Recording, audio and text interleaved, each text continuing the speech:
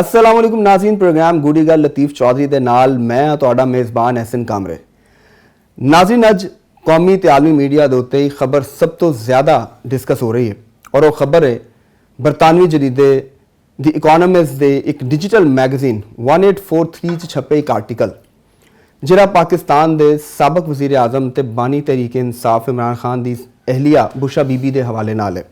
ते इस आर्टिकल दे विच oven Bennet Johns ते बुशरा तस्कीन जिहड़े दे कंट्रीब्यूटर्स ने इन्हां दोवां ने बड़े होशरुबा इंकशाफात कीते ने और उहदे च दस्सिया गया कि बुशरा बीबी दे नाल शादी तो बाद इमरान खान साहब दा तर्ज़ हुक्मरानी तो उन्हां दी ज़ाती ज़िंदगी दे फैसले जिहड़े सन वो बिल्कुल तब्दील हो गए और नाल ये भी दस्सिया गया कि बुशरा बीबी ਜਿਹੜੀ ਉਹ हुकूमती फैसला साजी ਦੇ ਵਿੱਚ ਤੇ ਨਾਲ ਜਿਹੜੇ ਤਬਾਦਲੇ ਹੁੰਦੇ ਸਨ ਤੇ ਤਕਰਰੀਆਂ ਹੁੰਦੀਆਂ ਸਨ ਉਹਨਾਂ ਦੇ ਵਿੱਚ ਵੀ ਉਹਨਾਂ ਦਾ ਬੜਾ ਕਿਰਦਾਰ ਸੀ ਤੇ ਕਾਫੀ ਇੱਕ ਤਵੀਲ ਬਹੁਤ ਲੰਬਾ ਚੌੜਾ ਆਰਟੀਕਲ ਹੈ ਤੇ ਚੱਲਨੇ ਅਸੀਂ ਲਤੀਫ ਚੌਧਰੀ ਸਾਹਿਬ ਵੱਲ ਤੇ ਅੱਜ ਇਹ ਡਿਸਕਸ ਕਰਨੇ ਆ ਕਿ ਇੱਕ ਤੇ ਆਰਟੀਕਲ ਹੈ ਕੀ ਹੈ और ਇਹਦੇ ਚ ਕਿੰਨੀ ਕੁ ਸੱਚਾਈ ਹੈ और ਇਹਦੇ ਇਲਾਵਾ ਕੁਝ ਹੋਰ ਵੀ ਕੋਈ ਗੂੜੀ ਗੱਲ ਹੈ ਚੌਧਰੀ ਸਾਹਿਬ ਕੋਲ।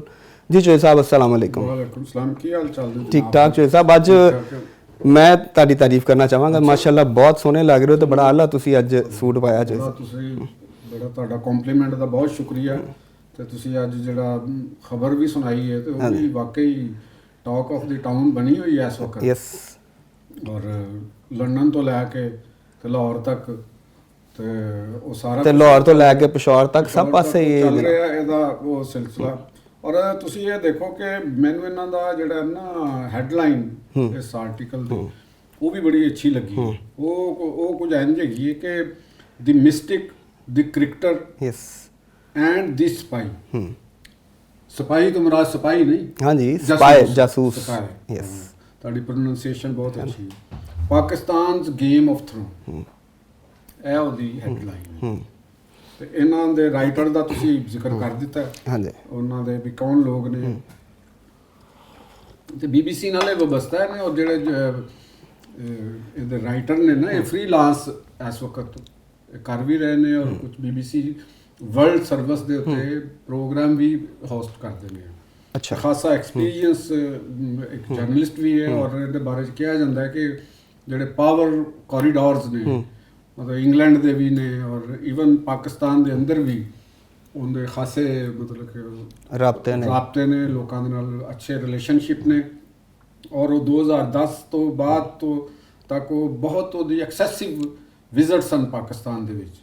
ਅੱਛਾ, ਹਾਂ, ਉਹਨਾਂ ਦੇ ਨਾਲ ਜਿਹੜੀ ਖਾਤੂਨ ਨੇ ਬੁਸ਼ਰਾ ਤਸਕੀਨ ਸਾਹਿਬ ਉਹ ਵੀ BBC ਵਰਲਡ ਨਾਲ ਹੀ ਵਬਸਤਾ ਖਾਤੂਨ ਨੇ ਤੇ ਉਹਨਾਂ ਨੇ ਇਹ ਮੁਸ਼ਤਰਕਾ ਇੱਕ ਕਾਵਸ਼ ਕੀਤੀ ਔਰ ਉਹ ਕਿਉਂਕਿ 2010 ਦੇ ਵਿੱਚ ਪਾਕਿਸਤਾਨ 'ਚ ਰਹੇ ਨੇ ਔਰ ਬੜੀ ਉਹਨਾਂ ਨੇ ਇੱਥੇ ਲੋਕਾਂ ਦੇ ਨਾਲ ਰਾਬਤੇ 'ਚ ਰਹੇ ਨੇ ਔਰ ਬੜਾ ਕੁਛ ਉਹਨਾਂ ਨੇ ਕੀਤਾ। ਇਹਦੇ 'ਚ ਮੇਰਾ ਟੇਕ ਇਹ ਹੈਗਾ ਕਿ ਇਸ ਕਿਸਮ ਦਾ ਇੱਕ ਕ੍ਰੈਡੀਬਲ ਮਤਲਬ ਕਿ ਇੱਕ ਜਰੀਦਾ ਹੈ ਜਿਹਦੀ ਵੈਬਸਾਈਟ ਦੇ ਉੱਤੇ ਔਰ ਡਿਜੀਟਲ ਦੇ ਉੱਤੇ ਜਿੱਥੇ ਇਹ ਹੋਇਆ ਤੇ ਇਹਨੂੰ ਇਗਨੋਰ ਕਰਨਾ ਬਹੁਤ ਮੁਸ਼ਕਲ ਹੈ। ਪਾਕਿਸਤਾਨ ਦੇ ਵਿੱਚ ਵੀ ਦੇਖੋ ਕੋਈ ਇੱਕ ਕਿਸੇ ਜਿਹਨੂੰ ਕਹਿੰਦੇ ਨੇ ਨਾ ਕਿ ਐਵੇਂ ਦੇ ਵਿੱਚ ਛਪ ਜਾਵੇ, ਕਿਸੇ ਦੇ ਵਿੱਚ ਸਨ ਵਗੈਰਾ ਦੇ ਅੰਦਰ ਛਪ ਜਾਂਦੀ ਹੈ, ਉੱਥੇ ਵੀ ਹੈ ਵੇ ਜੋ ਤੇ ਲੇਕਿਨ ਇਹ ਕ੍ਰੈਡੀਬਲ ਇਕੋਨੋਮਿਸਟ ਦਾ ਇਹ ਹੈ ਵੇ ਔਰ ਉਹਦੇ ਅੰਦਰ ਜਿਹੜੀਆਂ ਮਾਲੂਮਾਤ ਦਿੱਤੀਆਂ ਗਈਆਂ ਨੇ ਤੇ ਉਹਦੇ ਬਾਰੇ 'ਚ ਅਸੀਂ ਤੇ ਇਹੋ ਹੀ ਗੁਮਾਨ ਕਰਾਂਗੇ ਜਾਂ ਸੋਚਾਂਗੇ ਕਿ ਉਹ ਜਿਹੜੇ ਸਾਫੀ ਨੇ ਉਹਨਾਂ ਨੇ ਕੁਝ ਤੇ ਤਹਿਕੀਕ ਕੀਤੀ ਹੋਣੀ, ਇਹਨਾਂ ਨਾਲ ਰਾਬਤੇ ਹੈ ਨੇ ਔਰ ਕੁਝ ਪਾਕਿਸਤਾਨ ਦੇ ਵਿੱਚ ਤੁਹਾਨੂੰ ਯਾਦ ਹੋਏਗਾ ਜਿਸ ਵਕਤ PTI ਦੀ ਹਕੂਮਤ ਸੀ ਔਰ ਹਕੂਮਤ ਤੋਂ ਪਹਿਲੇ ਵੀ ਔਰ ਜਿਹੜੀ ਬੁਸ਼ਰਾ ਬੀਬੀ ਦੀ ਜਿਹੜੀ ਸ਼ਾਦੀ ਦਾ ਜਿਹੜਾ ਮਾਮਲਾ ਚੱਲ ਰਹੇ ਸਨ, ਮੁਖਤਲਿਫ ਹੋ ਰਹੀਆਂ ਸਨ ਉਦੋਂ ਗੱਲਾਂ ਬਾਤਾਂ ਕਿ ਜੀ ਇਹ ਸ਼ਾਦੀ ਕਿਉਂ ਹੋ ਰਹੀ ਹੈ ਜਾਂ ਉਹਨਾਂ ਦਾ ਜਿਹੜਾ ਇਮਰਾਨ ਖਾਨ ਸਾਹਿਬ ਦੇ ਜਿਹੜੇ ਰੂਹਾਨੀ ਮੈਲਾਨਾਤ ਸਨ ਜਿਹੜੇ ਉਹਨਾਂ ਦੇ ਬਾਰੇ 'ਚ ਵੀ ਇਹ ਗੱਲਾਂ ਹੋਣ ਲੱਗ ਪਈਆਂ ਸਨ। ਤੇ ਉਸ ਵਕਤ ਸ਼ਾਇਦ ਲੋਕਾਂ ਦਾ ਖਿਆਲ ਸੀ ਕਿ ਮੇਰੇ ਵਰਗੇ ਲੋਕਾਂ ਦਾ ਵੀ ਇਹ ਜ਼ਹਨ ਸੀ ਕਿ ਵੀ ਸ਼ਾਇਦ ਹੁੰਦਾ ਹੈ ਕਿ ਇੱਕ ਬੰਦਾ ਵੈਸਟ ਦੇ ਵਿੱਚ ਰਿਹਾ ਸਾਰੀ ਜ਼ਿੰਦਗੀ, ਉਹਨਾਂ ਨੇ ਵੈਸਟਰਨ ਕਲਚਰ ਦੇ ਵਿੱਚ ਗੁਜ਼ਾਰੀ ਹੈ ਤੇ ਫਿਰ ਬਾਅਦ ਵਿੱਚ ਉਹ ਅਕਸਰ ਲੋਕ ਜਿਹੜਾ ਉਹਨਾਂ ਦੀ ਆਪਣੇ ਮਜ਼ਹਬ ਦੇ ਨਾਲ ਆਪਣੇ ਕਲਚਰ ਦੇ ਨਾਲ ਉਹਨਾਂ ਦੀ ਇੱਕ ਲਗਾਓ ਹੋ ਜਾਂਦਾ ਤੇ ਉਹਨੂੰ ਵੀ ਲੋਕ ਇਸ ਤਰ੍ਹਾਂ ਹੀ ਉਸ ਵੇਲੇ ਤੱਕ ਸਮਝਦੇ ਸਨ ਕਿ ਵੀ ਸ਼ਾਇਦ ਉਸ ਤਰ੍ਹਾਂ ਦਾ ਕੋਈ ਸਿਲਸਿਲਾ ਹੋਏਗਾ। ਲੇਕਿਨ ਇਹਦੇ ਅੰਦਰ ਜਿਸਲੇ ਸਾਨੂੰ ਚੀਜ਼ਾਂ ਦਾ ਕੁਝ ਚੀਜ਼ਾਂ ਮਿਲਦੀਆਂ ਨੇ ਤੇ ਬੜਾ ਹੋਸ਼ਰਬਾ ਕਿਸਮ ਦੇ ਇਹਦੇ ਵਿੱਚ ਇਨਕਸ਼ਾਫਾਤ ਨੇ ਕਿ ਜਿਹੜੇ ਅਮੂਰੇ ਮੁਮਲਕਤ ਚਲਾਉਣ ਦੇ ਵਿੱਚ ਦੇਖੋ ਗੱਲ ਹੈ ਹੁੰਦੀ ਕਿ ਕਿਸੇ ਦਾ ਕੋਈ ਵੀ ਅਕੀਦਾ ਹੈ ਜਾਂ ਕੋਈ ਵੀ ਕਿਸੇ ਨੂੰ ਕੋਈ ਚੀਜ਼ ਮੰਨਦਾ ਹੈ ਤੇ ਇਹ ਇੱਕ ਪਰਸਨਲ ਜੀ ਗੱਲ ਅਸੀਂ ਕਹਿ ਦਿੰਦੇ ਹਾਂ। ਲੇਕਿਨ ਜਿਸ ਵੇਲੇ ਤੁਸੀਂ ਪੋਲਿਟਿਕਸ ਦੇ ਵਿੱਚ ਆਉਂਦੇ ਹੋ, ਪੋਲਿਟਿਕਸ ਦਾ ਮਤਲਬ ਇਹ ਹੁੰਦਾ ਹੈ ਕਿ ਤੁਸੀਂ ਸਿਆਸਤ ਦੇ ਜ਼ਰੀਏ ਇਕਤਦਾਰ ਦੇ ਵਿੱਚ ਆਉਣਾ ਹੈ। ਔਰ ਇਕਤਦਾਰ ਦੇ ਵਿੱਚ ਕਿਉਂ ਆਉਣਾ ਹੈ? ਇਕਤਦਾਰ 'ਚ ਇਸ ਵਾਸਤੇ ਆਉਣਾ ਹੈ ਕਿ ਜੀ ਇਹ ਮੇਰੇ ਕੋਲ ਪ੍ਰੋਗਰਾਮ ਹੈ, ਇਹ ਮੇਰਾ ਮਨਸ਼ੂਰ ਹੈ। ਜਿਵੇਂ ਉਹਨਾਂ ਨੇ ਕਿਹਾ ਜੀ ਤਬਦੀਲੀ ਲਿਆਉਣੀ, ਅਸੀਂ ਨਵਾਂ ਪਾਕਿਸਤਾਨ ਬਣਾਉਣਾ, ਪੂਰਾ ਉਹਨਾਂ ਨੇ ਆਪਣਾ ਦਿੱਤਾ ਸੀ ਉਸ ਸਾਰੇ ਮਾਮਲਾਤ ਉੱਤੇ।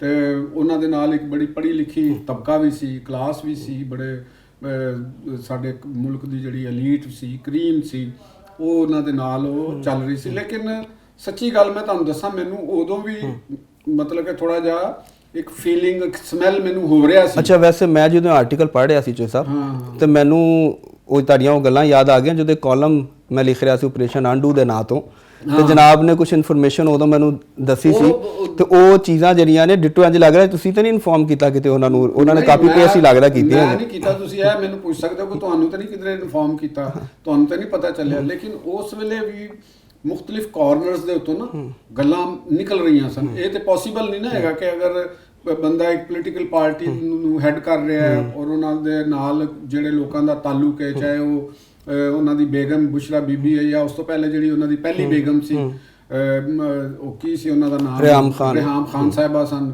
ਤੇ ਉਹਨਾਂ ਤੋਂ ਪਹਿਲੇ ਜਿਹੜੀਆਂ ਉਹਨਾਂ ਦੀ ਬ੍ਰਿਟਿਸ਼ ਜਮਾਇਮਾ ਸਾਹਿਬਾ ਸਨ। ਤੇ ਅਸੀਂ ਇਹ ਤੇ ਹੋ ਨਹੀਂ ਸਕਦਾ ਕਿ ਅਸੀਂ ਉਹਨਾਂ ਨੂੰ ਡਿਸਕਸ ਨਾ ਕਰੀਏ ਜਾਂ ਪਬਲਿਕ ਜਾਂ ਲੋਕ ਉਹਨਾਂ ਦੇ ਬਾਰੇ 'ਚ ਕੋਈ ਆਪਣੇ ਇਲਮ, ਆਪਣੀ ਸੋਚ ਜਾਂ ਆਪਣਾ ਜਿੰਨਾ ਕੋ ਉਹਨਾਂ ਦਾ ਮੈਂਟਲ ਲੈਵਲ ਹੈ ਉਸ ਹਿਸਾਬ ਨਾਲ ਇੱਕ ਇਮੇਜ ਨਾ ਬਣਾ। ਇਹ ਪੋਸੀਬਲ ਨਹੀਂ ਹੁੰਦਾ। ਨਹੀਂ, ਇਹ ਤੇ ਸਭ ਇਹ ਤੇ ਠੀਕ ਹੈ, ਲੇਕਿਨ ਉਹ ਜਿਹੜੀ ਗੱਲ ਇਹਦੇ ਚ ਲਿਖੀ ਹੈ ਕਿ ਉਹ ਜਾ ਕੇ ਇਨਫੋਰਮੇਸ਼ਨ ਦਾ ਫਲੋ ਕਿਸ ਤਰ੍ਹਾਂ ਸੀ, ਉਹ ਤੇ ਇਹਨਾਂ ਨੇ ਲਿਖਿਆ ਵੀ ਐਂਡ ਦਿਸ ਪਾਈ। ਤੇ ਗੱਲ ਹੈ ਇਹ ਕਿ ਇਹ ਕਿੰਨਾ ਨੈਟਵਰਕ ਕਿਸ ਤਰੀਕੇ ਦੇ ਨਾਲ ਇਸ ਮੁਲਕ ਦੇ ਨਾਲ ਕਰ ਰਿਹਾ ਸੀ। ਤਸ਼ਵੀਸ਼ ਦੀ ਗੱਲ ਹੈ ਵੇ ਔਰ ਹੈਰਾਨੀ ਦੀ ਗੱਲ ਵੀ ਹੈ ਵੇ ਕਿ ਇੱਕ ਐਸਾ ਮੁਲਕ ਦੇ ਅੰਦਰ ਇੱਕ ਐਸਾ ਦੌਰੇ ਹਕੂਮਤ ਫਿਰ ਬਣਿਆ, ਇੱਕ ਐਸਾ ਲੋਕਾਂ ਦੇ ਹੱਥਾਂ ਦੇ ਵਿੱਚ ਅਮੂਰੇ ਮੁਮਲਕਤ ਚਲੇ ਗਏ, ਤੁਹਾਡੀ ਸਾਡੀ ਕਿਸਮਤ ਚਲੀ ਗਈ।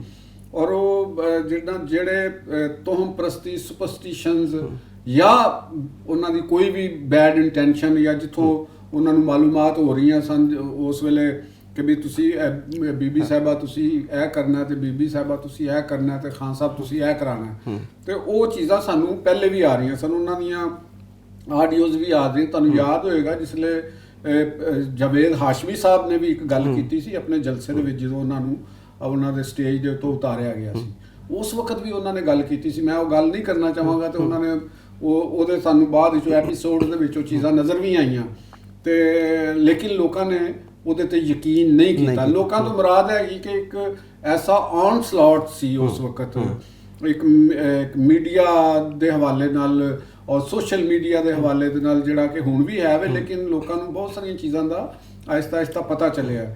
ਤੇ ਉਦੋਂ ਵੀ ਆਰਟੀਕਲਸ ਆਉਂਦੇ ਸਨ, ਉਦੋਂ ਵੀ ਗੱਲਾਂ ਹੋ ਰਹੀਆਂ ਸਨ, ਔਰ ਇਸ ਤੋਂ ਇਲਾਵਾ ਵੀ ਬਹੁਤ ਕੁਝ ਗੱਲਾਂ ਜਿਹੜੀਆਂ ਅਸੀਂ ਮੀਡੀਆ ਦੇ ਉੱਤੇ ਬਿਆਨ ਨਹੀਂ ਕਰ ਸਕਦੇ। ਹੁਣ ਦੇਖੋ ਗੱਲ ਹੈਗੀ ਕਿ ਇਹ ਗਲਤ ਸਨ, ਇਹ ਝੂਠ ਸਨ। ਇਹਨਾਂ ਦੇ ਬਾਰੇ ਦੇ ਵਿੱਚ ਅਸੀਂ ਇੱਕ ਅਥੈਂਟਿਕ ਜਰੀਦੇ ਦੇ ਹਵਾਲੇ ਨਾਲ ਅਸੀਂ ਗੱਲ ਕਰ ਰਹੇ ਹਾਂ। ਕਿਸੇ ਉਹਨਾਂ ਨੇ ਐਵੇਂ ਤਾਂ ਨਹੀਂ ਲਿਖਿਆ। ਪੀਟੀਆਈ ਵਾਲਿਆਂ ਨੇ ਕਿਹਾ ਵੀ, ਉਹਨਾਂ ਦੇ ਬੈਰਿਸਟਰ ਸਾਹਿਬ ਨੇ ਕਿਹਾ ਕਿ ਜੀ ਇਹ ਸਾਰਾ ਝੂਠ ਹੈ ਔਰ ਇਹ ਕਰੈਕਟਰ ਦੇਖੋ ਅਸੈਸੀਨੇਸ਼ਨ ਹੋ ਰਹੀ ਹੈ। ਤੇ ਹਾਂ ਤੁਸੀਂ ਕੀ ਕਹਿਣਾ? ਮੈਂ ਤੇ ਇਹ ਕਹਿ ਰਿਹਾ ਨਾ, ਕਰੈਕਟਰ ਅਗਰ ਅਸੈਸੀਨੇਸ਼ਨ ਹੋ ਰਹੀ ਹੈ ਤੇ ਇਹਨਾਂ ਦੇ ਖਿਲਾਫ ਕੇਸ ਵੀ ਕੀਤਾ ਜਾ ਸਕਦਾ ਨਾ। ਉੱਥੇ ਤੇ ਪਹਿਲੀ ਐਸੇ ਮਿਸਾਲਾਂ ਮੌਜੂਦ ਨੇ ਕਿ ਉੱਥੇ ਮੀਡੀਆ ਨੂੰ ਵੀ ਜੁਰਮਾਨੇ ਵੀ ਹੋਏ ਨੇ ਗਲਤ ਚੀਜ਼ਾਂ ਤੇ। ਗੱਲ ਦਾ ਮਕਸਦ ਸਿਰਫ ਇਹ ਹੈ ਇਸ ਗੱਲ ਕਰਨ ਦਾ ਕਿ ਹੁਣ ਇਹ ਗੱਲ ਜਿਹੜੀ ਹੈ ਇਹ ਕੋਈ ਅਫਵਾਹਾਂ ਦੀ ਸ਼ਕਲ 'ਚ ਨਹੀਂ ਰਹੀ। ਇਹ ਇੱਕ ਬਕਾਇਦਾ ਇੱਕ ਰਿਟਨ ਫਾਰਮ ਦੇ ਵਿੱਚ ਇੱਕ ਕ੍ਰੈਡੀਬਲ ਅਦਾਰੇ ਦੀ ਤਰਫੋਂ ਇਹ ਸਾਹਮਣੇ ਆਈ ਹੈ। ਠੀਕ ਹੈ ਨਾ? ਉਹਦੇ 'ਚ ਕੀ ਉਹਨਾਂ ਦੀ ਹੈਡਲਾਈਨ 'ਚ ਤੁਹਾਨੂੰ ਸੁਰਖੀ ਮਿਲਦੇ ਨੇ, ਕ੍ਰਿਕਟਰ ਹੈ ਤੇ ਉਹ ਇੱਕ ਮਿਸਟਰ ਤੇ ਇੱਕ ਸਪਾਈ, 3 ਕਰੈਕਟਰ ਨੇ। ਤਿੰਨਾਂ ਕਰੈਕਟਰਾਂ ਦੇ ਗਿਰਦੇ ਸਾਰੀ ਕਹਾਣੀ ਸਾਨੂੰ ਘੁੰਮਦੀ ਨਜ਼ਰ ਆ ਰਹੀ ਹੈ। ਅਗਰ ਪੀਟੀਆਈ ਵਾਲੇ ਜਾਂ ਬੈਰਿਸਟਰ ਗੌਹਰ ਸਾਹਿਬ ਹੋਰਾਂ ਨੇ ਕਿਹਾ ਕਿ ਜੀ ਇਹ ਗੱਲ ਹੈ, ਤੇ ਉਹ ਤੇ ਕੋਰਟ ਦੇ ਦਰਵਾਜ਼ੇ ਖੁੱਲੇ ਨੇ। ਉਹਨਾਂ ਨੇ ਕਿਹਾ ਵੀ ਅਸੀਂ ਕੋਰਟ 'ਚ ਜਾਵਾਂਗੇ ਤੇ ਕੋਰਟ 'ਚ ਚਲੇ ਜਾਣ ਕੋਰਟ 'ਚ। ਬਲਕਿ ਮੈਂ ਕਹਿੰਦਾ ਕਿ ਉਹਨਾਂ ਨੂੰ ਜਾਣਾ ਚਾਹੀਦਾ ਹੈ ਔਰ ਗਵਰਨਮੈਂਟ ਆਫ ਪਾਕਿਸਤਾਨ ਨੂੰ ਜਾਂ ਜਿਹੜੇ ਵੀ ਇੱਥੋਂ ਦੇ ਹਲਕੇ ਨੇ ਉਹਨਾਂ ਨੂੰ ਵੀ ਜਾਣਾ ਚਾਹੀਦਾ ਕਿ ਜਨਾਬ ਇਸ ਮੁਲਕ ਦੇ ਨਾਲ ਤੁਸੀਂ ਅਗਰ ਇਹ ਹੋ ਰਿਹਾ ਤੇ ਮੈਂ ਤਾਂ ਕਹਿੰਦਾ ਕਿ ਅੱਲਾਹ ਤਾਲਾ ਦਾ ਬੜਾ ਕਰਮ ਹੈਗਾ ਕਿ ਤੁਸੀਂ ਕਿਸੇ ਵੀ ਚਲੋ ਕਿਸੇ ਤਰੀਕੇ ਦੇ ਨਾਲ ਇਸ ਮੁਲਕ ਦੇ ਅੰਦਰ ਕੋਈ ਸਟ੍ਰੀਮਲਾਈਨ ਚੀਜ਼ਾਂ ਹੋ ਗਈਆਂ ਨੇ ਔਰ ਸਾਡੇ ਸਾਹਮਣੇ ਇਸ ਤਰ੍ਹਾਂ ਦੀਆਂ ਬਹੁਤ ਸਾਰੇ ਤਾਰੀਖ ਦੇ ਵਿੱਚ ਮਿਸਾਲਾਂ ਮਿਲਦੀਆਂ ਨੇ ਕਿ ਜਿਨ੍ਹਾਂ ਦੇ ਵਿੱਚ ਬਿਲੋ ਐਵਰੇਜ ਇੰਟੈਲੈਕਟ ਦੀ ਜਿਹੜੇ ਹੁਕਮਰਾਨ ਆਏ ਔਰ ਉਹਨਾਂ ਦੇ ਆਏ ਤੇ ਉਹਨਾਂ ਦੇ ਬਾਅਦ ਉਹਨਾਂ ਸਲਤਨਤਾਂ ਦਾ ਸ਼ਿਰਾਜ਼ਾ ਬਿਖਰ ਗਿਆ। ਇੱਕ ਬਾਜ਼ ਔਕਾਤ ਸਿਸਟਮ ਦੀਆਂ ਮਜਬੂਰੀਆਂ ਬਣ ਜਾਂਦੀਆਂ ਨੇ ਕਿ ਉਹਦੇ 'ਚ ਬਿਲੋ ਐਵਰੇਜ ਜਿਹੜੀ ਮੈਂਟਲ ਲੈਵਲ ਹੁੰਦਾ ਉਹ ਵੀ ਇਕਤਦਾਰ 'ਚ ਆ ਜਾਂਦੇ ਨੇ, ਕੁਝ ਅਫਸਰ ਬਣ ਜਾਂਦੇ ਨੇ। ਸਾਡੇ ਸਾਹਮਣੇ ਚੀਜ਼ਾਂ ਹੁੰਦੀਆਂ ਨੇ, ਕਈ ਅਸੀਂ ਪੁਲਿਸ 'ਚ ਦੇਖਦੇ ਹਾਂ ਇੱਕ ਥਾਣੇਦਾਰ ਜਿਹੜਾ ਹੁੰਦਾ ਨਾ ਬੜਾ ਜ਼ਾਲਮ ਔਰ ਬੜਾ ਕਿਸੇ ਆਪਣੇ ਉਹਦੇ ਤੋਂ ਫਾਇਦਾ ਉਠਾਉਂਦਾ ਹੈ, ਉਹ ਚੀਜ਼ਾਂ ਕਰਦੇ ਨੇ। ਸਿਸਟਮ ਦੇ ਵਿੱਚੋਂ ਇਹ ਚੀਜ਼ਾਂ ਲੰਘਦੀਆਂ ਨੇ, ਇਹ ਚੀਜ਼ਾਂ ਆਉਂਦੀਆਂ ਨੇ। ਤੇ ਲੇਕਿਨ ਇਹ ਜਿਹੜੇ ਸਾਡੇ ਸਾਹਮਣੇ ਇਨਕਸ਼ਾਫਾਤ ਹੋਏ ਨੇ ਕਿ ਅਗਰ ਉਹ ਸੁਪਰਸਟੀਸ਼ਨਸ ਦੇ ਉੱਤੇ ਚੱਲਦਾ ਰਿਹਾ, ਦੇਖੋ ਪੀਟੀਆਈ ਦੇ ਜਿਹੜੇ ਹਾਮੀ ਨੇ ਉਹਨਾਂ ਦੇ ਵੀ ਤੁਸੀਂ ਕਲਚਰ ਇਹ ਦੇਖਿਆ ਹੋਣਾ ਕਿ ਉਹ ਜਿਹੜੀ ਇੱਕ ਹੁੰਦਾ ਪੋਲੀਟੀਕਲ ਵਰਕਰ ਆਪਣੇ ਲੀਡਰ ਦੇ ਨਾਲ ਲਵ ਕਰਦਾ ਹੈ, ਉਹਨੂੰ ਆਪਣੇ ਵਾਸਤੇ ਮਸਲੇ ਰਾਹ ਸਮਝਦਾ ਹੈ ਉਹਦੇ ਮਨਸ਼ੂਰ ਦੇ ਹਵਾਲੇ ਨਾਲ, ਇੱਕ ਉਹਦੀ ਪੋਲੀਟੀਕਲ ਜਿਹੜੀ ਥਾਟ ਹੈ ਉਹਦਾ ਜਿਹੜਾ ਨਜ਼ਰੀਆ ਉਸ ਹਵਾਲੇ ਦੇ ਨਾਲ। ਲੇਕਿਨ ਅਸੀਂ ਪੀਟੀਆਈ ਦੇ ਅੰਦਰ ਇਹ ਚੀਜ਼ਾਂ ਅਸੀਂ ਦੇਖ ਰਹੇ ਸੀ ਔਰ ਉਹ ਉੱਭਰ ਰਹੀਆਂ ਸਨ ਕਿ ਉਹ ਉੱਥੇ ਜਿਹੜੇ ਸਨ ਖਾਨ ਸਾਹਿਬ ਜਾਂ ਉਹਨਾਂ ਦੇ ਬਾਨੀ ਸਨ, ਉਹਨਾਂ ਨੂੰ ਮੁਰਸ਼ਿਦ ਕਿਹਾ ਜਾਂਦਾ ਸੀ। ਮਤਲਬ ਪਰਸਨੈਲਿਟੀ ਡੋਮੀਨੈਂਟ ਹੋ ਗਈ ਨਾ ਉਹਨਾਂ ਦੀ ਜ਼ਾਤ ਨਾਲ ਇੱਕ ਲਗਾਓ ਔਰ ਅਨਕੰਡੀਸ਼ਨਲ ਕਿਸਮ ਦਾ ਉਹਨਾਂ ਦੇ ਨਾਲ ਲਗਾਓ ਦੀ ਜਿਹੜੀ ਇੱਕ ਸਾਨੂੰ ਲੱਗ ਰਿਹਾ ਸੀ। ਤੇ ਉੱਥੋਂ ਕਈ ਲੋਕਾਂ ਨੇ ਉਹਨਾਂ ਨੂੰ ਇੱਕ ਕਲਟ ਦੇ ਨਾਲ ਵੀ ਤਸ਼ਬੀਹ ਦਿੱਤੀ ਸੀ ਕਿ ਇਹ ਕਲਟ ਹੈ। ਮੈਂ ਤੇ ਉਦੋਂ ਵੀ ਤੱਕ ਉਹ ਨਹੀਂ ਸੀ, ਮੈਨੂੰ ਉਹਦੇ ਤੇ ਵੀ ਯਕੀਨ ਹੈਗਾ, ਲੇਕਿਨ ਕੁਝ ਚੀਜ਼ਾਂ ਜਿਵੇਂ ਕਹਿੰਦੇ ਨੇ ਸਿੰਪਟਮਸ ਉਹ ਨਜ਼ਰ ਆਉਂਦੇ ਸਨ ਉਹਨਾਂ ਦੇ। ਉਹ ਤੁਹਾਨੂੰ ਖੈਬਰ ਪਖਤੂਨਖਵਾ ਦੇ ਵਜ਼ੀਰ ਆਲਾ ਸਾਹਿਬ ਨੇ ਵੀ ਇਹ ਕਿਹਾ ਕਿ ਮੈਂ ਇਸ਼ਕ ਇਮਰਾਨ ਦੇ ਵਿੱਚ ਮਾਰਾ ਜਾਵਾਂਗਾ ਤੇ ਸ਼ਹੀਦ ਹੋ ਜਾਵਾਂਗਾ। ਤੇ ਇਹ ਇੱਕ ਬੜੀ ਇੱਕ ਅਜੀਬ ਜਿਹਾ ਜੁਮਲਾ ਹੈ ਇੱਕ ਸਿਆਸਤਦਾਨ ਵਾਸਤੇ, ਇੱਕ ਸੂਬੇ ਦੇ ਚੀਫ ਐਗਜ਼ੈਕਟਿਵ ਵਾਸਤੇ ਕਿ ਦੇਖੋ ਤੁਸੀਂ ਕਰਨਾ ਹੁੰਦਾ ਆਪਣੇ ਸੂਬੇ ਦੇ ਵਿੱਚ ਅਕੋਰਡਿੰਗ ਟੂ ਦੀ ਆਈਨ ਔਰ ਕਾਨੂੰਨ ਕੰਮ। ਜਿਹੜਾ ਵੀ ਤੁਸੀਂ ਅਗਰ ਚੀਫ ਮਿਨਿਸਟਰ ਹੋ ਤੇ ਤੁਸੀਂ ਆਈਨ ਦੇ ਦਾਇਰੇ ਦੇ ਅੰਦਰ ਰਹਿ ਕੇ ਕਰਨਾ ਹੁੰਦਾ, ਨਾ ਕਿ ਤੁਸੀਂ ਕਿਸੇ ਦੇ ਇਸ਼ਕ 'ਚ ਸ਼ਹਾਦਤ ਹਾਸਲ ਕਰਨੀ ਹੁੰਦੀ। ਠੀਕ ਹੈ ਨਾ ਜੀ। ਇਹ ਅਗਰ ਇਹਨੂੰ ਅਸੀਂ ਇਹ ਵੀ ਨਹੀਂ ਕਹਾਂਗੇ ਕਿ ਇਹ ਕੋਈ ਚਾਪਲੂਸੀ ਦੀ ਕੋਈ ਹੱਦ ਹੈ ਜਾਂ ਇਹ ਇੱਕ ਅਜੀਬ ਕਿਸਮ ਦੀ ਸਟੇਟ ਆਫ ਮਾਈਂਡ ਹੈਗੀ ਕਿ ਜਿਹਦੇ ਵਿੱਚ ਤੁਸੀਂ ਜਿਸਲੇ ਪਹੁੰਚਦੇ ਹੋ ਤੇ ਤੁਸੀਂ ਨਾ ਆਪਣੇ ਨੂੰ ਆਪਣਾ ਸਮਝਦੇ ਹੋ, ਨਾ ਕਾਨੂੰਨ ਨੂੰ ਕਾਨੂੰਨ ਸਮਝਦੇ ਹੋ, ਨਾ ਆਈਨ ਨੂੰ ਆਈਨ ਸਮਝਦੇ ਹੋ, ਔਰ ਨਾ ਤੁਸੀਂ ਜਿਹਦੇ ਨਾਲ ਇਸ਼ਕ ਕਰ ਰਹੇ ਹੁੰਦੇ ਹੋ ਨਾ ਤੁਸੀਂ ਉਹਦੇ ਬਾਰੇ 'ਚ ਉਹ ਹੋ ਸਕਦਾ ਵੀ ਉਹਦੀ ਵੀ ਕੋਈ ਗਲਤੀ ਹੋਵੇ, ਤੁਸੀਂ ਤੁਹਾਡੇ ਮਾਈਂਡ ਉਹਨੂੰ ਐਕਸੈਪਟ ਨਹੀਂ ਕਰਦਾ, ਤੁਹਾਡੇ ਜ਼ਿਹਨ ਦੇ ਵਿੱਚ ਇਹ ਚੀਜ਼ ਆਉਂਦੀ ਨਹੀਂ ਕਿ ਇਹ ਬੰਦਾ ਗਲਤ ਕੰਮ ਕਰ ਸਕਦਾ ਹੈ ਜਾਂ ਇਹਦੇ ਕੋਲੋਂ ਕੋਈ ਕੁਤਾਹੀ ਹੋ ਸਕਦੀ ਹੈ। ਇਹ ਕੋਈ ਜ਼ਰੂਰੀ ਨਹੀਂ ਗਾ ਕਿ ਵੀ ਇੱਕ ਗਲਤ ਕੰਮ ਕੋਈ ਦੀਦਾ ਦਾਨਿਸ਼ਤਾ ਕਰਦਾ, ਇਨਸਾਨ ਹੈ, ਇੱਕ ਹੁਕਮਰਾਨ ਕੋਲੋਂ ਵੀ ਗਲਤੀ ਹੁੰਦੀ ਹੈ ਔਰ ਉਹਦੇ ਕੋਲੋਂ ਚੀਜ਼ਾਂ ਹੁੰਦੀਆਂ ਨੇ ਔਰ ਉਹਨਾਂ ਨੂੰ ਮੰਨਣਾ ਵੀ ਇੱਕ ਬੜੀ ਅੱਛੀ ਗੱਲ ਹੁੰਦੀ ਹੈ। ਔਰ ਉਹਦੇ ਵਰਕਰਾਂ ਦੀ ਤਰਬੀਅਤ ਵੀ ਇਸ ਤਰ੍ਹਾਂ ਦੀ ਹੁੰਦੀ, ਖਾਸ ਤੌਰ ਤੇ ਸਿਆਸੀ ਵਰਕਰ ਜਿਹੜਾ ਹੁੰਦਾ ਨਾ, ਇਹ ਬੜਾ ਹੋਰ ਟਾਈਪ ਦਾ ਕੰਮ ਹੁੰਦਾ। ਉਹਨੇ ਪੋਲਿਟਿਕਸ ਦੇ ਨਾਲ ਚੱਲਣਾ ਹੁੰਦਾ, ਉਹਨੇ ਆਪਣੀ ਲੀਡਰਸ਼ਿਪ ਨੂੰ ਵੀ ਦੱਸਣਾ ਹੁੰਦਾ।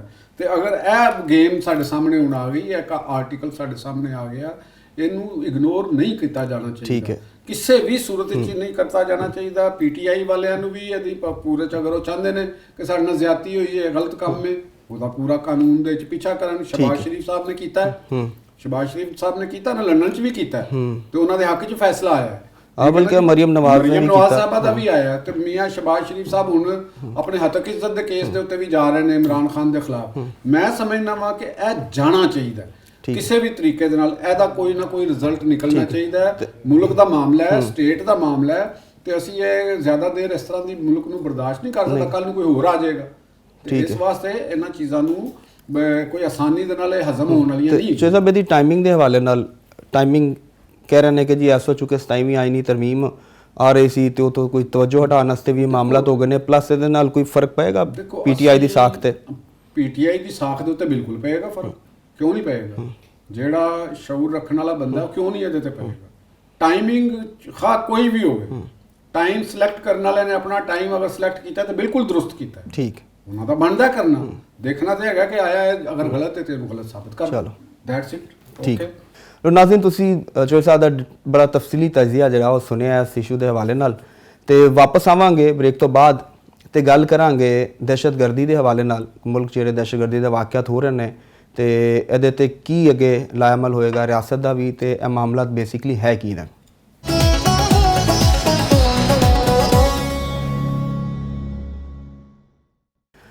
ਇੱਕ ਵਾਰੀ ਫਿਰ ਜੀ ਆਇਆਂ ਨੂੰ। ਨਾਜ਼ਰੀਨ, ਮੁਲਕ 'ਚ ਦਹਿਸ਼ਤਗਰਦੀ ਦੇ ਵਾਕਿਆਤ ਜਿਹੜੇ ਨੇ ਉਹ ਬੜੀ ਤਵਾਤਰ ਦੇ ਨਾਲ ਹੋ ਰਹੇ ਨੇ।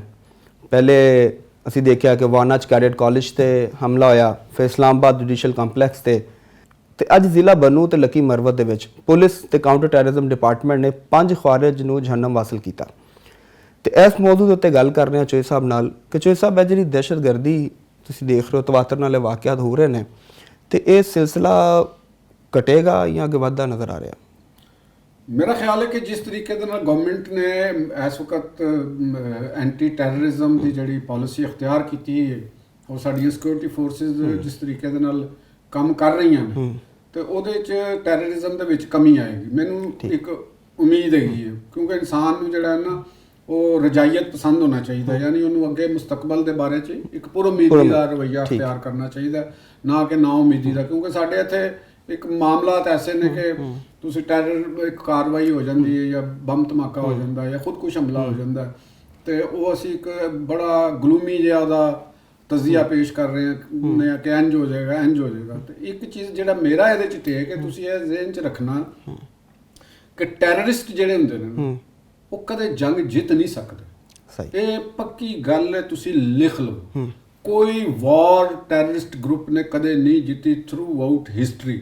ਉਹਨਾਂ ਨੇ ਨੁਕਸਾਨ ਜ਼ਰੂਰ ਪਾਇਆ, ਉਹ ਡੈਮੇਜ ਜ਼ਰੂਰ ਕੀਤਾ ਹੈ, ਉਹਨਾਂ ਨੇ ਸੁਸਾਇਟੀ ਦੇ ਅੰਦਰ ਖੌਫ ਜ਼ਰੂਰ ਪੈਦਾ ਕੀਤਾ ਹੈ, ਲੇਕਿਨ ਜੇ ਉਹ ਕਹਿਣ ਕਿ ਅਸੀਂ ਵਿਨ ਕਰ ਜਾਵਾਂਗੇ, ਲੋਕਾਂ ਦੇ ਹਾਰਟ ਵਿਨ ਕਰ ਜਾਵਾਂਗੇ, ਇਹ ਪੋਸੀਬਲ ਨਹੀਂ ਹੈਗਾ। ਹੁਣ ਜਿਹੜਾ ਵਕਤ ਦੇ ਨਾਲ ਨਾਲ ਸਾਡੀ ਏਜੰਸੀਜ਼ ਨੇ ਬੜਾ ਅੱਛਾ ਰੋਲ ਪਲੇ ਕੀਤਾ। ਜਿਹੜਾ ਇਸਲਾਮਾਬਾਦ 'ਚ ਧਮਾਕਾ ਆਇਆ, ਉਹਦੇ ਮੁਲਜ਼ਮਾਂ ਤੱਕ ਉਹ ਪਹੁੰਚ ਗਏ, ਉਹ ਤੇ ਦਹਿਸ਼ਤਗਰਦ ਫੜੇ ਗਏ ਨੇ, ਔਰ ਉਹਨਾਂ ਦਾ ਪਤਾ ਵੀ ਚੱਲ ਗਿਆ ਕਿ ਇਹਨਾਂ ਦਾ ਲਿੰਕ ਕਿੱਥੇ ਸਨ, ਉਹੀ ਅਫਗਾਨ ਕਨੈਕਸ਼ਨ ਇਹਦੇ ਵਿੱਚੋਂ ਨਿਕਲਿਆ। ਤੇ ਦੂਸਰੀ ਗੱਲ ਹੈ, ਇਹ ਗੱਲ ਹੈ ਕਿ ਉਹਨਾਂ ਦੇ ਸਹੂਲਤਕਾਰਾਂ ਦੇ ਹਵਾਲੇ ਨਾਲ ਵੀ ਕਲੂ ਏਜੰਸੀਆਂ ਦੇ ਕੋਲ ਆ ਰਹੇ ਨੇ, ਉਹ ਵੀ ਮਿਲ ਰਹੇ ਨੇ। ਜਿਹੜੇ ਅਸਲ ਮਾਮਲਾਤ ਉਹ ਨੇ ਕਿ ਤੁਸੀਂ ਆਪਣੇ ਮੁਫਾਦਾਤ ਦੀ ਖਾਤਰ, ਬਾਜ਼ ਲੋਕ ਆਪਣੇ ਮੁਫਾਦਾਤ ਦੀ ਖਾਤਰ, ਕੁਝ ਬੜੇ ਜ਼ਾਲਮ ਕਿਸਮ ਦੇ ਲੋਕ ਹੁੰਦੇ ਨੇ ਨਾ, ਬੜੇ ਉਹਨਾਂ ਨੂੰ ਮੁਲਕ ਦੇ ਨਾਲ, ਮੁਲਕ ਦੀਆਂ ਸਰਹੱਦਾਂ ਦੇ ਨਾਲ ਕੋਈ ਸਰੋਕਾਰ ਨਹੀਂ ਹੁੰਦਾ, ਉਹਨਾਂ ਦੀਆਂ ਜਾਇਦਾਦਾਂ ਵੀ ਬਾਹਰ ਹੁੰਦੀਆਂ ਨੇ, ਜਾਂ ਉਹਨਾਂ ਦਾ ਮਾਈਂਡ ਸੈਟ ਜਿਹੜਾ ਹੁੰਦਾ ਉਹ ਹੁੰਦੇ ਨੇ, ਉਹਨਾਂ ਨੂੰ ਕਿਹਾ ਜਾਂਦਾ ਹੈ ਕਿ ਵਾਈਟ ਕਾਲਰ ਕ੍ਰਿਮੀਨਲਸ। ਤੇ ਵਾਈਟ ਕਾਲਰਸ ਕ੍ਰਿਮੀਨਲਸ ਵੀ ਆਪਰੇਟ ਕਰ ਰਹੇ ਹੁੰਦੇ ਨੇ ਉਹ ਖੁਦ। ਤੇ ਉਹਨਾਂ ਦਾ ਬੜਾ ਅੱਛਾ, ਜਿਵੇਂ ਪੁਰਾਣੇ ਜ਼ਮਾਨੇ 'ਚ ਤੁਸੀਂ ਪੁਰਾਣੀ ਫਿਲਮਾਂ ਵੇਖਦੇ ਹੋਵੋਗੇ ਨਾ, ਉਹਦੇ 'ਚ ਇੱਕ ਵਿਲਨ ਦਾ ਰੋਲ ਹੁੰਦਾ ਸੀ, ਔਰ ਉਹ ਵਿਲਨ ਦਾ ਬਾਰੇ 'ਚ ਪਤਾ ਚੱਲਦਾ ਸੀ ਐਂਡ ਦੇ ਉੱਤੇ ਆ ਕੇ ਕਿ ਉਹ ਬੜਾ ਸੋਫਿਸਟੀਕੇਟਡ ਜਿਹਾ ਹੈ, ਉਹਨੇ ਸਾਡੀ ਤਰ੍ਹਾਂ ਸੂਟ ਪਾਏ ਨੇ ਤੇ ਬੜਾ ਰਿਫਾਈ ਕੰਮ ਵੀ ਕਰ ਰਿਹਾ, ਬੜਾ ਮੁਦੱਬਰ ਆਦਮੀ ਹੈ। ਤੇ ਬਾਅਦ ਵਿੱਚ ਉਹ ਆਖਰ 'ਚ ਪਤਾ ਚੱਲਦਾ ਹੈ ਫਿਲਮ ਦੇ ਕਿ ਜੀ ਇਹੋ ਹੀ ਅਸਲ ਰੋਲ ਪਲੇ ਕਰ ਰਿਹਾ ਸੀ, ਇਹੋ ਹੀ ਕਾਤਲ ਸੀ, ਇਹੋ ਹੀ ਸਾਰਾ ਕੁਝ ਕਰ ਰਿਹਾ ਸੀ। ਤੇ ਵਾਈਟ ਕ੍ਰਿਮੀਨਲਸ ਦਾ ਰੋਲ ਇਸ ਤਰ੍ਹਾਂ ਦਾ ਹੁੰਦਾ ਹਰ ਸੁਸਾਇਟੀ ਦੇ ਵਿੱਚ। ਸਾਡੀ ਸੁਸਾਇਟੀ ਦੇ ਅੰਦਰ ਵੀ, ਸਾਡੇ ਸਿਸਟਮ ਦੇ ਅੰਦਰ ਵੀ ਪੈਨੀਟ੍ਰੇਸ਼ਨ ਤੇ ਹੋ ਚੁੱਕੀ ਹੈ, ਕੋਈ ਅੱਜ ਦੀ ਤਾਂ ਨਹੀਂ ਇਹ ਗੱਲ ਹੋ ਰਹੀ। ਖਾਸ ਤੌਰ ਤੇ ਜਿਹਨੂੰ ਅਸੀਂ ਕਾਲਾ ਧਨ ਕਹਿੰਦੇ ਹਾਂ, ਬਲੈਕ ਮਨੀ ਕਹਿੰਦੇ ਹਾਂ, ਉਹ ਕ੍ਰਾਈਮ ਦੇ ਨਾਲ ਰਿਲੇਟਡ ਹੁੰਦੀ ਹੈ, ਕਿਸੇ ਵੀ ਕਿਸਮ ਦਾ ਕ੍ਰਾਈਮ ਹੋਵੇ ਉਹਦੇ ਨਾਲ ਰਿਲੇਟਡ ਹੁੰਦੀ ਹੈ। ਤੇ ਉਹਦੀ ਹੀ ਪੈਦਾਵਾਰ ਟੈਰਰਿਸਟ ਗਰੋਹ ਹੁੰਦੇ ਨੇ, ਚਾਹੇ ਕਿਸੇ ਨੇ ਮਜ਼ਹਬ ਦਾ ਲਿਬਾਦਾ ਓੜ ਲਿਆ ਹੋਵੇ, ਚਾਹੇ ਕਿਸੇ ਨੇ ਕੌਮ ਪ੍ਰਸਤੀ ਦਾ ਲਿਬਾਦਾ ਓੜ ਲਿਆ ਹੋਵੇ, ਲੇਕਿਨ ਉਹ ਆਪਣੀ ਨੇਚਰ ਦੇ ਅੰਦਰ ਉਹ ਕ੍ਰਿਮੀਨਲ ਮਾਈਂਡ ਹੁੰਦਾ, ਉਹਨਾਂ ਦਾ ਮਾਈਂਡ ਕ੍ਰਿਮੀਨਲ ਹੁੰਦਾ। ਤੁਸੀਂ ਦੇਖੋ ਨਾ ਕਿ ਅਗਰ ਤਾਲਿਬਾਨ ਨੇ ਜਾਂ ਕੋਈ BLA ਦੇ ਲੋਕ ਨੇ, BLA ਦੇ ਲੋਕਾਂ ਦਾ ਆਪਣੇ ਆਵਾਮ, ਆਪਣੇ ਖਿੱਤੇ ਦੇ ਲੋਕਾਂ ਦੀ ਤਰੱਕੀ ਵਾਸਤੇ ਕੋਈ ਉਹਨਾਂ ਕੋਲ ਪ੍ਰੋਗਰਾਮ ਹੈ? ਕੋਈ ਪ੍ਰੋਗਰਾਮ ਨਹੀਂ, ਸਿਵਾਏ ਇਸ ਤੋਂ ਕਿ ਜੀ ਇੱਕ ਨਾਰਾ ਮਾਰਨਾ ਕਿ ਇਹ ਜ਼ਿਆਦਤੀ ਹੋ ਗਈ, ਉਹਦੇ ਬਾਅਦ ਉਹਨਾਂ ਨੇ ਗਨ ਬੈਟਲ ਸ਼ੁਰੂ ਕਰ ਦੇਣੀ, ਔਰ ਆਪਣੇ ਫਾਈਨੈਂਸ ਵਾਸਤੇ ਔਰ ਉਹਦਾ ਵਾਸਤੇ ਅਗਵਾ ਬਰਾਏ ਤਾਵਾਨ ਕਰ ਤੇ ਇਸ ਤਰ੍ਹਾਂ ਦੇ ਕੰਮ ਕਰ ਤੇ ਮਾਸੂਮ ਲੋਕਾਂ ਦੀ ਜ਼ੇਨ ਸਾਜ਼ੀ ਕਰ ਔਰ ਉਹਨਾਂ ਨੂੰ ਯੂਜ਼ ਕਰਨਾ। ਹੁਣ ਜਿਹੜੇ ਬੰਦੇ ਨੇ ਉੱਥੇ ਬੰਬ ਬਲਾਸਟ ਕੀਤਾ ਹੈ, ਉਹਦਾ ਗਰਦਨ ਉਤਰੀ, ਠੀਕ ਹੈ ਨਾ, ਉਹਦੇ ਪਤਾ ਨਹੀਂ ਕਿਸ ਵਿਚਾਰਾ ਉਹ ਤਾਂ ਮਾਰਿਆ ਗਿਆ ਨਾ, ਗਰੀਬ ਆਦਮੀ, ਲੇਕਿਨ ਉਹਦੇ ਪਿੱਛੇ ਜਿਹੜੇ ਜ਼ਾਲਮ ਲੋਕ ਬੈਠੇ ਹੁੰਦੇ ਨੇ, ਵਾਈਟ ਕਾਲਰ ਕ੍ਰਿਮੀਨਲ, ਜਿਹੜੇ ਉਹਨਾਂ ਨੂੰ ਹੈਂਡਲ ਕਰ ਰਹੇ ਹੁੰਦੇ, ਉਹਦੇ ਜਿਹੜੇ ਹੈਂਡਲਰ ਹੁੰਦੇ ਨੇ, ਇਹ ਬੜੇ ਸਫਾਕ ਲੋਕ ਹੁੰਦੇ ਨੇ। ਇਹ ਸਰਹੱਦਾਂ ਤੋਂ ਉੱਤੇ ਦੀ ਕਲਾਸ ਹੁੰਦੀ, ਇਹਨਾਂ ਦਾ ਕੋਈ ਮਜ਼ਹਬ ਨਹੀਂ ਹੁੰਦਾ, ਇਹਨਾਂ ਦੀ ਕੋਈ ਕੌਮੀਅਤ ਨਹੀਂ ਹੁੰਦੀ, ਇਹਨਾਂ ਦੀ ਕੋਈ ਜ਼ਾਤ ਬਰਾਦਰੀ ਨਹੀਂ ਹੁੰਦੀ, ਉਹ ਸਿਰਫ ਆਪਣੇ ਆਪ ਨੂੰ ਬਚਾਉਣਾ ਚਾਹੁੰਦੇ ਨੇ। ਜਿਵੇਂ ਇੱਕ ਨੇਚਰ ਹੈਗੀ, ਕੋਈ ਵੀ ਕ੍ਰੀਏਚਰ ਹੈ, ਕੋਈ ਜਾਨਵਰ ਵੀ ਹੈ, ਤੇ ਉਹਨੂੰ ਤੁਸੀਂ ਕੀੜਾ ਹੈ, ਉਹਨੂੰ ਵੀ ਤੁਸੀਂ ਹੱਥ ਲਾਉਂਦੇ ਹੋ ਤੇ ਉਹ ਆਪਣੇ ਆਪ ਨੂੰ ਬਚਾਉਂਦਾ ਹੈ, ਹਾਂ ਠੀਕ ਹੈ, ਚੱਕ ਵੱਢਦਾ, ਉਹ ਤੁਹਾਨੂੰ ਸੱਪ ਡੰਗ ਮਾਰਦਾ। ਤੇ ਇਹੋ ਹੀ ਇਹ ਉਸ ਤਰੀਕੇ ਦੇ ਨਾਲ ਇਹ ਕੰਮ ਕਰ ਰਹੇ ਹੁੰਦੇ ਨੇ। ਇਹ ਬੜੇ ਸ਼ਾਤਰ, ਮੱਕਾਰ ਔਰ ਬੜੇ ਹੀ ਚਾਲਬਾਜ਼ ਲੋਕ ਹੁੰਦੇ ਨੇ। ਇਹਨਾਂ ਦੇ ਕੋਲੋਂ ਬਚਣਾ ਬਹੁਤ ਟ੍ਰੇਨਿੰਗ ਦੀ ਗੱਲ ਹੁੰਦੀ, ਬੜੀ ਆਲਾ ਪਾਏ ਦੀ ਟ੍ਰੇਨਿੰਗ, ਔਰ ਉਹ ਸਾਡੀਆਂ ਏਜੰਸੀਆਂ ਦੇ ਕੋਲ ਇਸ ਵਕਤ ਮੌਜੂਦ ਹੈ। ਨਾਲੇ ਚੋਈ ਸਾਹਿਬ, ਜਦੋਂ ਤੁਸੀਂ ਇਹ ਪਲੈਨਿੰਗ ਦੀ ਗੱਲ ਕਰ ਰਹੇ ਹੋ, ਤੇ ਸਾਨੀਆ APS ਤੋਂ ਬਾਅਦ ਜਿਹੜਾ ਆਰਮੀ ਪਬਲਿਕ ਸਕੂਲ ਹੋਇਆ ਸੀ ਉਹਦੇ ਬਾਅਦ ਨੈਸ਼ਨਲ ਇਲੈਕਸ਼ਨ ਪਲਾਨ ਬਣਿਆ ਸੀ, ਹਾਂ ਠੀਕ ਹੈ, ਔਰ ਤੁਸੀਂ ਸਮਝਦੇ ਹੋ ਕਿ ਨੈਸ਼ਨਲ ਇਲੈਕਸ਼ਨ ਪਲਾਨ ਦੇ ਉੱਤੇ ਅਮਲ ਹੋਇਆ ਹੈ, ਉਹਦੇ ਨਾਲ ਕੋਈ ਫਾਇਦਾ ਹੋਇਆ ਜਾਂ ਉਹਦੇ 'ਚ ਵੀਕਨੈਸਿਸ ਨੇ, ਕੋਈ ਸੂਬਿਆਂ ਨੇ ਜਿਹੜਾ ਕਿਰਦਾਰ ਆਪਣਾ ਅਦਾ ਕਰਨਾ ਸੀ ਉਹ ਕੀਤਾ? ਦੇਖੋ ਗੱਲ ਪਤਾ ਕੀ ਹੈਗੀ ਕਿ ਕਿਸੇ ਹੱਦ ਤੱਕ ਹੋਇਆ ਵੀ ਹੈ। ਪੰਜਾਬ ਦੇ ਵਿੱਚ CCD ਬਹੁਤ ਅੱਛੇ ਕੰਮ ਕਰ ਰਹੇ, ਬੜੇ ਉਹਨਾਂ ਨੇ ਕੰਮ ਵੀ ਕੀਤੇ ਨੇ, ਔਰ KP ਦੇ ਵਿੱਚ ਵੀ ਹੁਣ ਕੰਮ ਕਰ ਰਹੇ। ਬਲਕਿ ਅੱਜ ਦਾ ਆਪਰੇਸ਼ਨ ਜਿਹੜਾ ਵੇ 5 ਖਾਰਿਜ ਪੁਲਿਸ ਤੇ CTD ਨੇ ਮਿਲ ਕੇ ਮਾਰੇ ਨੇ। KP ਦੇ IG ਸਾਹਿਬ ਨਵੇਂ ਆਏ ਨੇ ਉੱਥੇ, ਤੇ ਉਸ ਤੋਂ ਬਾਅਦ KP ਪੁਲਿਸ ਦੀ ਕਾਰਕਰਦਗੀ ਬਹੁਤ ਬਿਹਤਰ ਹੋਈ ਹੈ। ਗੋ ਉਥੋਂ ਦੀ ਜਿਹੜੇ ਵਜ਼ੀਰ ਆਲਾ ਸਾਹਿਬ ਨੇ ਔਰ ਜਿਹੜੀ ਉਥੋਂ ਦੀ ਹਕੂਮਤ ਹੈ ਉਹ ਉਸ ਤਰ੍ਹਾਂ ਤਾਮਨ ਨਹੀਂ ਕਰ ਰਹੇ ਜਿਸ ਤਰ੍ਹਾਂ ਕਿਉਂਕਿ ਉਹ ਟੈਰਰਿਜ਼ਮ ਨੂੰ ਪੋਰਟਰੇ ਕਰ ਰਹੇ ਨੇ ਕਿ ਜਿਵੇਂ ਇਹ ਟੈਰਰਿਜ਼ਮ ਨਹੀਂ ਹੈਗਾ, ਇਹ ਕੋਈ ਹੋਰ ਦੀ ਚੀਜ਼ ਹੈਗੀ। ਕਿ ਉਹਨਾਂ ਨੇ ਪਿੱਛੇ ਬਿਆਨ ਵੀ ਦਿੱਤਾ ਜੀ ਸਾਨੂੰ ਸੂਬੇ ਨੂੰ ਇਹਦੇ 'ਚ ਇਤਮਾਦ 'ਚ ਲਿਆ ਜਾਵੇ। ਉਹਨਾਂ ਨੂੰ ਬੰਦਾ ਪੁੱਛੇ ਕਿ ਬਾਬਾ ਜਿਸ ਤਰ੍ਹਾਂ ਤੁਸੀਂ ਸਮਝ ਰਹੇ ਹੋ ਨਾ ਕਿ ਇਹ ਉਹ ਚੀਜ਼ ਨਹੀਂ ਹੈਗੀ, ਤੁਸੀਂ ਅਫਗਾਨਿਸਤਾਨ ਦੀ ਐਸਟੈਬਲਿਸ਼ਮੈਂਟ ਔਰ ਅਫਗਾਨਿਸਤਾਨ ਦੀ ਜਿਹੜੀ ਇੰਟੈਲੀਜੈਂਸੀ ਹੈ ਉਹਨਾਂ ਦਾ ਜਿਹੜਾ ਪ੍ਰੋਪੇਗੈਂਡਾ ਸੈੱਲ ਜੋ ਕੰਮ ਕਰ ਰਿਹਾ, ਤੁਸੀਂ ਉਹਨਾਂ ਦੇ ਸੈੱਲ ਦੇ ਵਿੱਚ ਉਹਨਾਂ ਦੇ ਅਸਰ ਕਿਉਂ ਆ ਰਹੇ ਹੋ? ਤੁਸੀਂ ਉਹਨਾਂ ਦੇ ਨਾਲ ਕਿਉਂ ਅਲਾਈਨਡ ਆਪਣੇ ਆਪ ਨੂੰ ਕਰ ਰਹੇ ਹੋ? ਤੁਸੀਂ ਪਾਕਿਸਤਾਨ 'ਚ ਰਹਿ ਰਹੇ ਹੋ, ਤੁਸੀਂ ਪਾਕਿਸਤਾਨ ਦੇ ਮਫਾਦਾਤ ਦਾ ਤਹਫੁਜ਼ ਕਰਨਾ ਹੈ, ਤੁਹਾਡਾ ਮਫਾਦਾਤ ਪਾਕਿਸਤਾਨ ਨਾਲ ਨੇ। ਅਫਗਾਨਿਸਤਾਨ ਵਾਲੇ ਅਗਰ ਪਾਕਿਸਤਾਨ ਨੂੰ ਡਿਸਟਰਬ ਕਰਨ ਵਾਸਤੇ ਕੋਈ ਪ੍ਰੋਪੇਗੈਂਡਾ ਕਰਦੇ ਨੇ ਜਾਂ ਕੋਈ ਨਾਰਾ ਆਜ਼ਾਦ ਕਰਦੇ ਨੇ ਜਾਂ ਕੋਈ ਵੀ ਚੀਜ਼ ਕਰਦੇ ਨੇ, ਤੇ ਇਹ ਉਹਨਾਂ ਦਾ ਇੱਕ ਰਾਈਟ ਹੈ, ਉਹ ਆਪਣਾ ਇੱਕ ਪ੍ਰੌਕਸੀਆਂ ਚਾਹਣਗੇ। ਦੇਖੋ ਨਾ ਜੀ, ਉਹ ਤੇ ਪਾਕਿਸਤਾਨ ਨੂੰ ਨੁਕਸਾਨ ਵਾਸਤੇ ਉਹ ਚਾਹਣਗੇ ਜਿਵੇਂ ਇੰਡੀਆ ਵੀ ਚਾਹੁੰਦਾ ਹੈ। ਤੇ ਮਸਲਾ ਤੇ ਸਾਡੇ ਇੱਥੋਂ ਦੀ ਜਿਹੜੀ ਖਾਸ ਤੌਰ ਤੇ KP ਜਾਂ ਬਲੋਚਿਸਤਾਨ ਦੀ ਜਿਹੜੀ ਇੰਟੈਲੀਜੈਂਸੀ ਹੈਗੀ ਹੈ, ਉਹਨਾਂ ਦਾ ਕੰਮ ਹੈ ਕਿ ਉਹਨਾਂ ਨੂੰ ਆਪਣੀ ਸੋਚ ਦੇ ਧਾਰੇ ਜਿਹੜੇ ਨੇ ਨਾ ਉਹ ਫੈਡਰੇਸ਼ਨ ਆਫ ਪਾਕਿਸਤਾਨ ਨਾਲ ਕਰਨਾ ਬਣਦਾ ਹੈ। ਉਹ ਅਫਗਾਨਿਸਤਾਨ ਦੇ ਨਾਲ ਅਗਰ ਕਰਨਗੇ ਤੇ ਅਫਗਾਨਿਸਤਾਨ ਦੇ ਵਿੱਚ ਅਗਰ ਫਰਜ਼ ਕਰੋ ਕਿ ਪਖਤੂਨ ਨਾਰਾ ਲਾਉਂਦੇ ਨੇ ਤੇ ਅਫਗਾਨਿਸਤਾਨ ਦੇ ਵਿੱਚ ਤੇ ਦੂਸਰੀਆਂ ਨਸਲਾਂ ਵੀ ਆਬਾਦ ਨੇ, ਉੱਥੇ ਤਾਜਕ ਨੇ, ਹਜ਼ਾਰੇ ਨੇ, ਉਜ਼ਬਕ ਨੇ, ਔਰ ਉਹਨਾਂ ਦਾ ਉੱਥੋਂ ਦੀ ਰਿਆਸਤੀ ਮਸ਼ੀਨਰੀ ਦੇ ਵਿੱਚ ਬਹੁਤ ਅਸਰਾਤ ਨੇ ਉਹਨਾਂ ਏਰੀਆਜ਼ ਦੇ ਅੰਦਰ।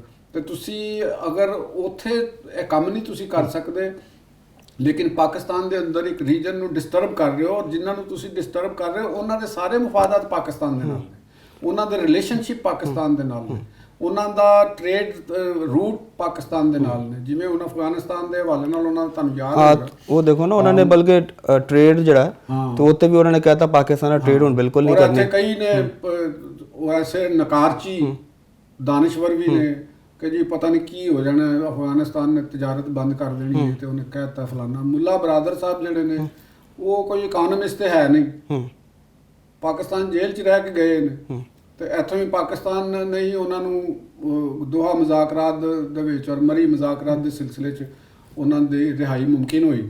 ਤੇ ਉਹ ਤੇ ਕੋਈ ਇਕਨੋਮਿਸਟ ਤੇ ਹੈ ਨਹੀਂ ਕਿ ਉਹ ਬੜਾ ਵੱਡਾ ਕੋਈ ਤੀਰ ਮਾਰਨਗੇ ਜਾਂ ਬੜੀ ਉਹਨਾਂ ਦੇ ਕੋਲੋਂ ਇਕਨੋਮਿਕ ਫਹਿਮ ਫਰਾਸਤ ਦੀ ਤਵੱਕਾ ਕੀਤੀ ਜਾ ਸਕਦੀ ਹੈ, ਜਾਂ ਉਹਨਾਂ ਦੇ ਨਾਲ ਕੋਈ ਬੜੀ ਆਲਾ ਪਾਏ ਦੀ ਇਕਨੋਮਿਸਟ ਦੀ ਤਾਰੀਖ ਹੈਗੀ ਹੈ ਤੇ ਟੀਮ ਹੈਗੀ ਹੈ। ਦੇਖੋ ਅਫਗਾਨਿਸਤਾਨ ਦੀ ਜਿਹੜੀ ਪਾਕਿਸਤਾਨ ਨਾਲ ਟ੍ਰੇਡ ਹੈ, ਅਫਗਾਨਿਸਤਾਨ ਪਾਕਿਸਤਾਨ ਨੂੰ ਕੋਈ ਮਾਲੀ ਨੁਕਸਾਨ ਨਹੀਂ ਪਹੁੰਚਾ ਸਕਦਾ। ਅੱਛਾ, ਕਿਸੇ ਕਿਸਮ ਦਾ ਕੋਈ ਮਾਲੀ ਨੁਕਸਾਨ ਨਹੀਂ ਪਹੁੰਚਾ ਸਕਦਾ।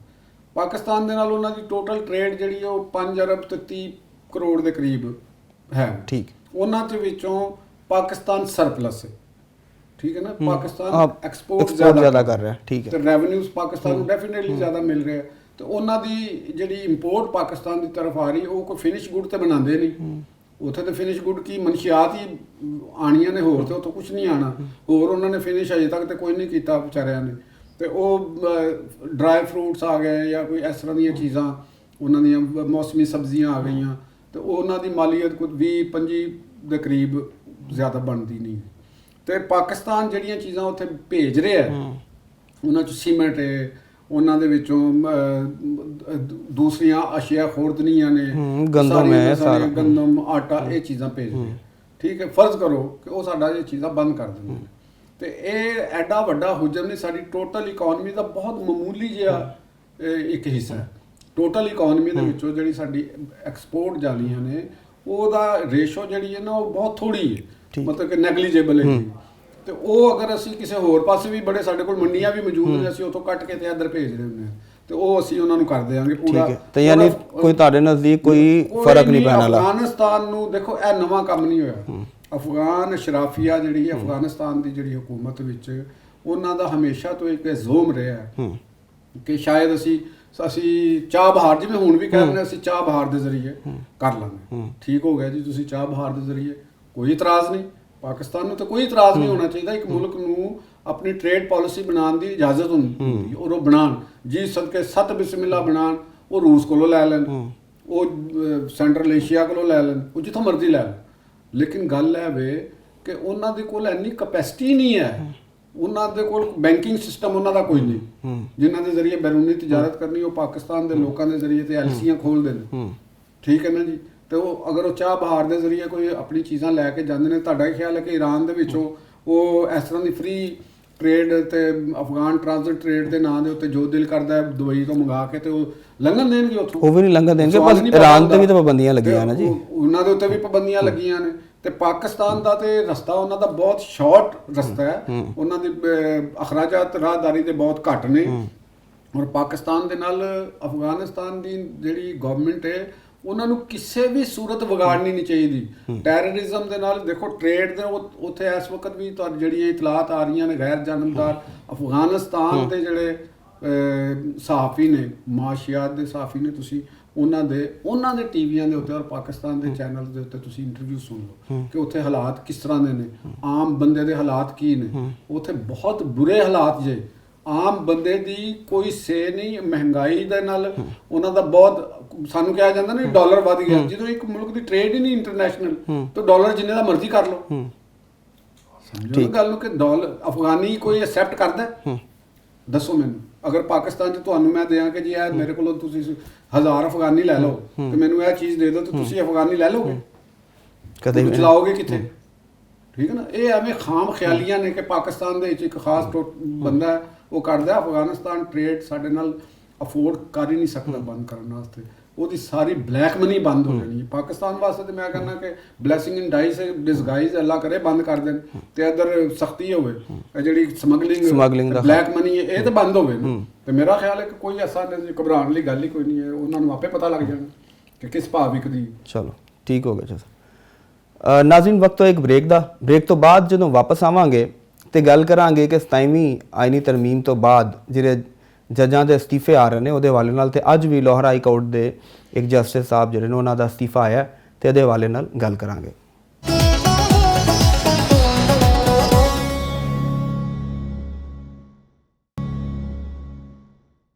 ਇੱਕ ਵਾਰੀ ਫਿਰ ਜੀ ਆਇਆਂ ਨੂੰ।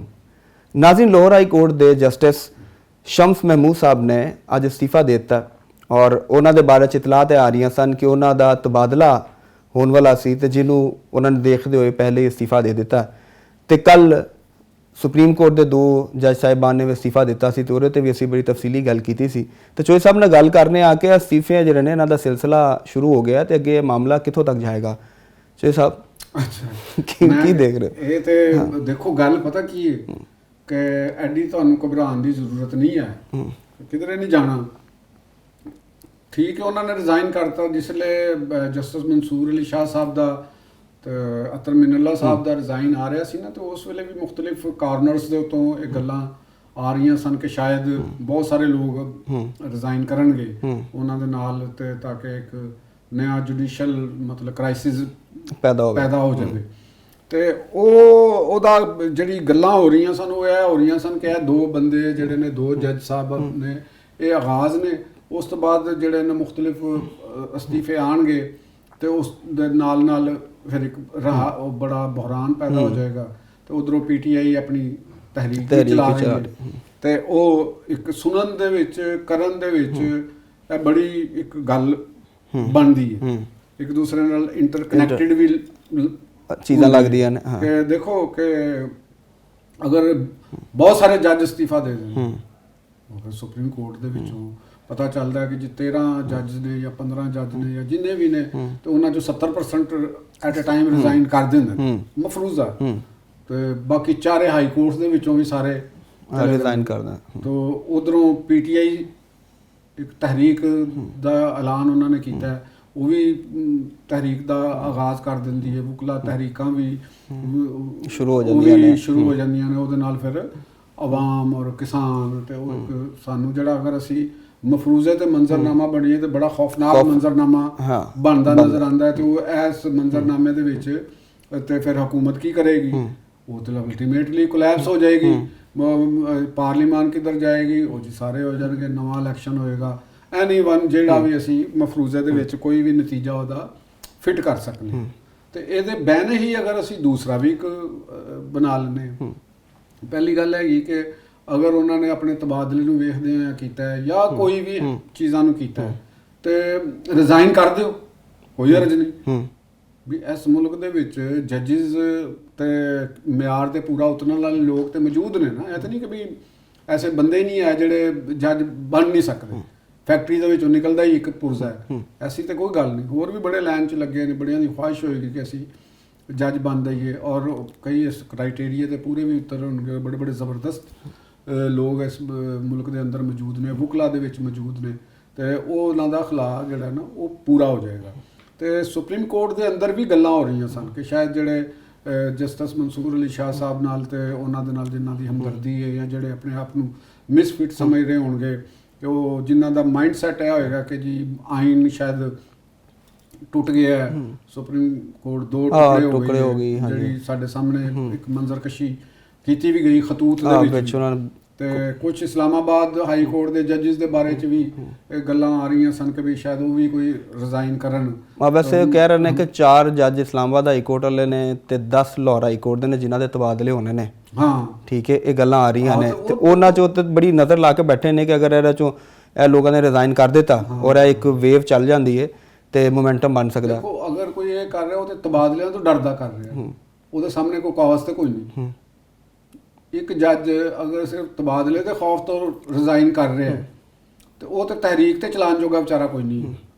ਦੇਖੋ ਨਾ ਕਿ ਇੱਕ ਬੰਦਾ ਕਹਿੰਦਾ ਹੈ ਕਿ ਜੀ ਮੈਂ ਇੱਕ ਸਰਕਾਰੀ ਆਫਿਸਰ ਹੈ। ਤੁਸੀਂ ਦੇਖੋ ਜੱਜਿਸ ਨੂੰ ਸੈਲਰੀਜ਼ ਮਿਲਦੀਆਂ ਨੇ, ਉਹ ਸੈਲਰੀਜ਼ ਕਾਹਦੀਆਂ ਮਿਲਦੀਆਂ ਨੇ? ਮਰਾਤ ਮਿਲਦੀਆਂ ਨੇ, ਕੌਮ ਦੇ ਖਜ਼ਾਨੇ ਦੇ ਵਿੱਚੋਂ ਪੈਸੇ ਮਿਲਦੇ ਨੇ।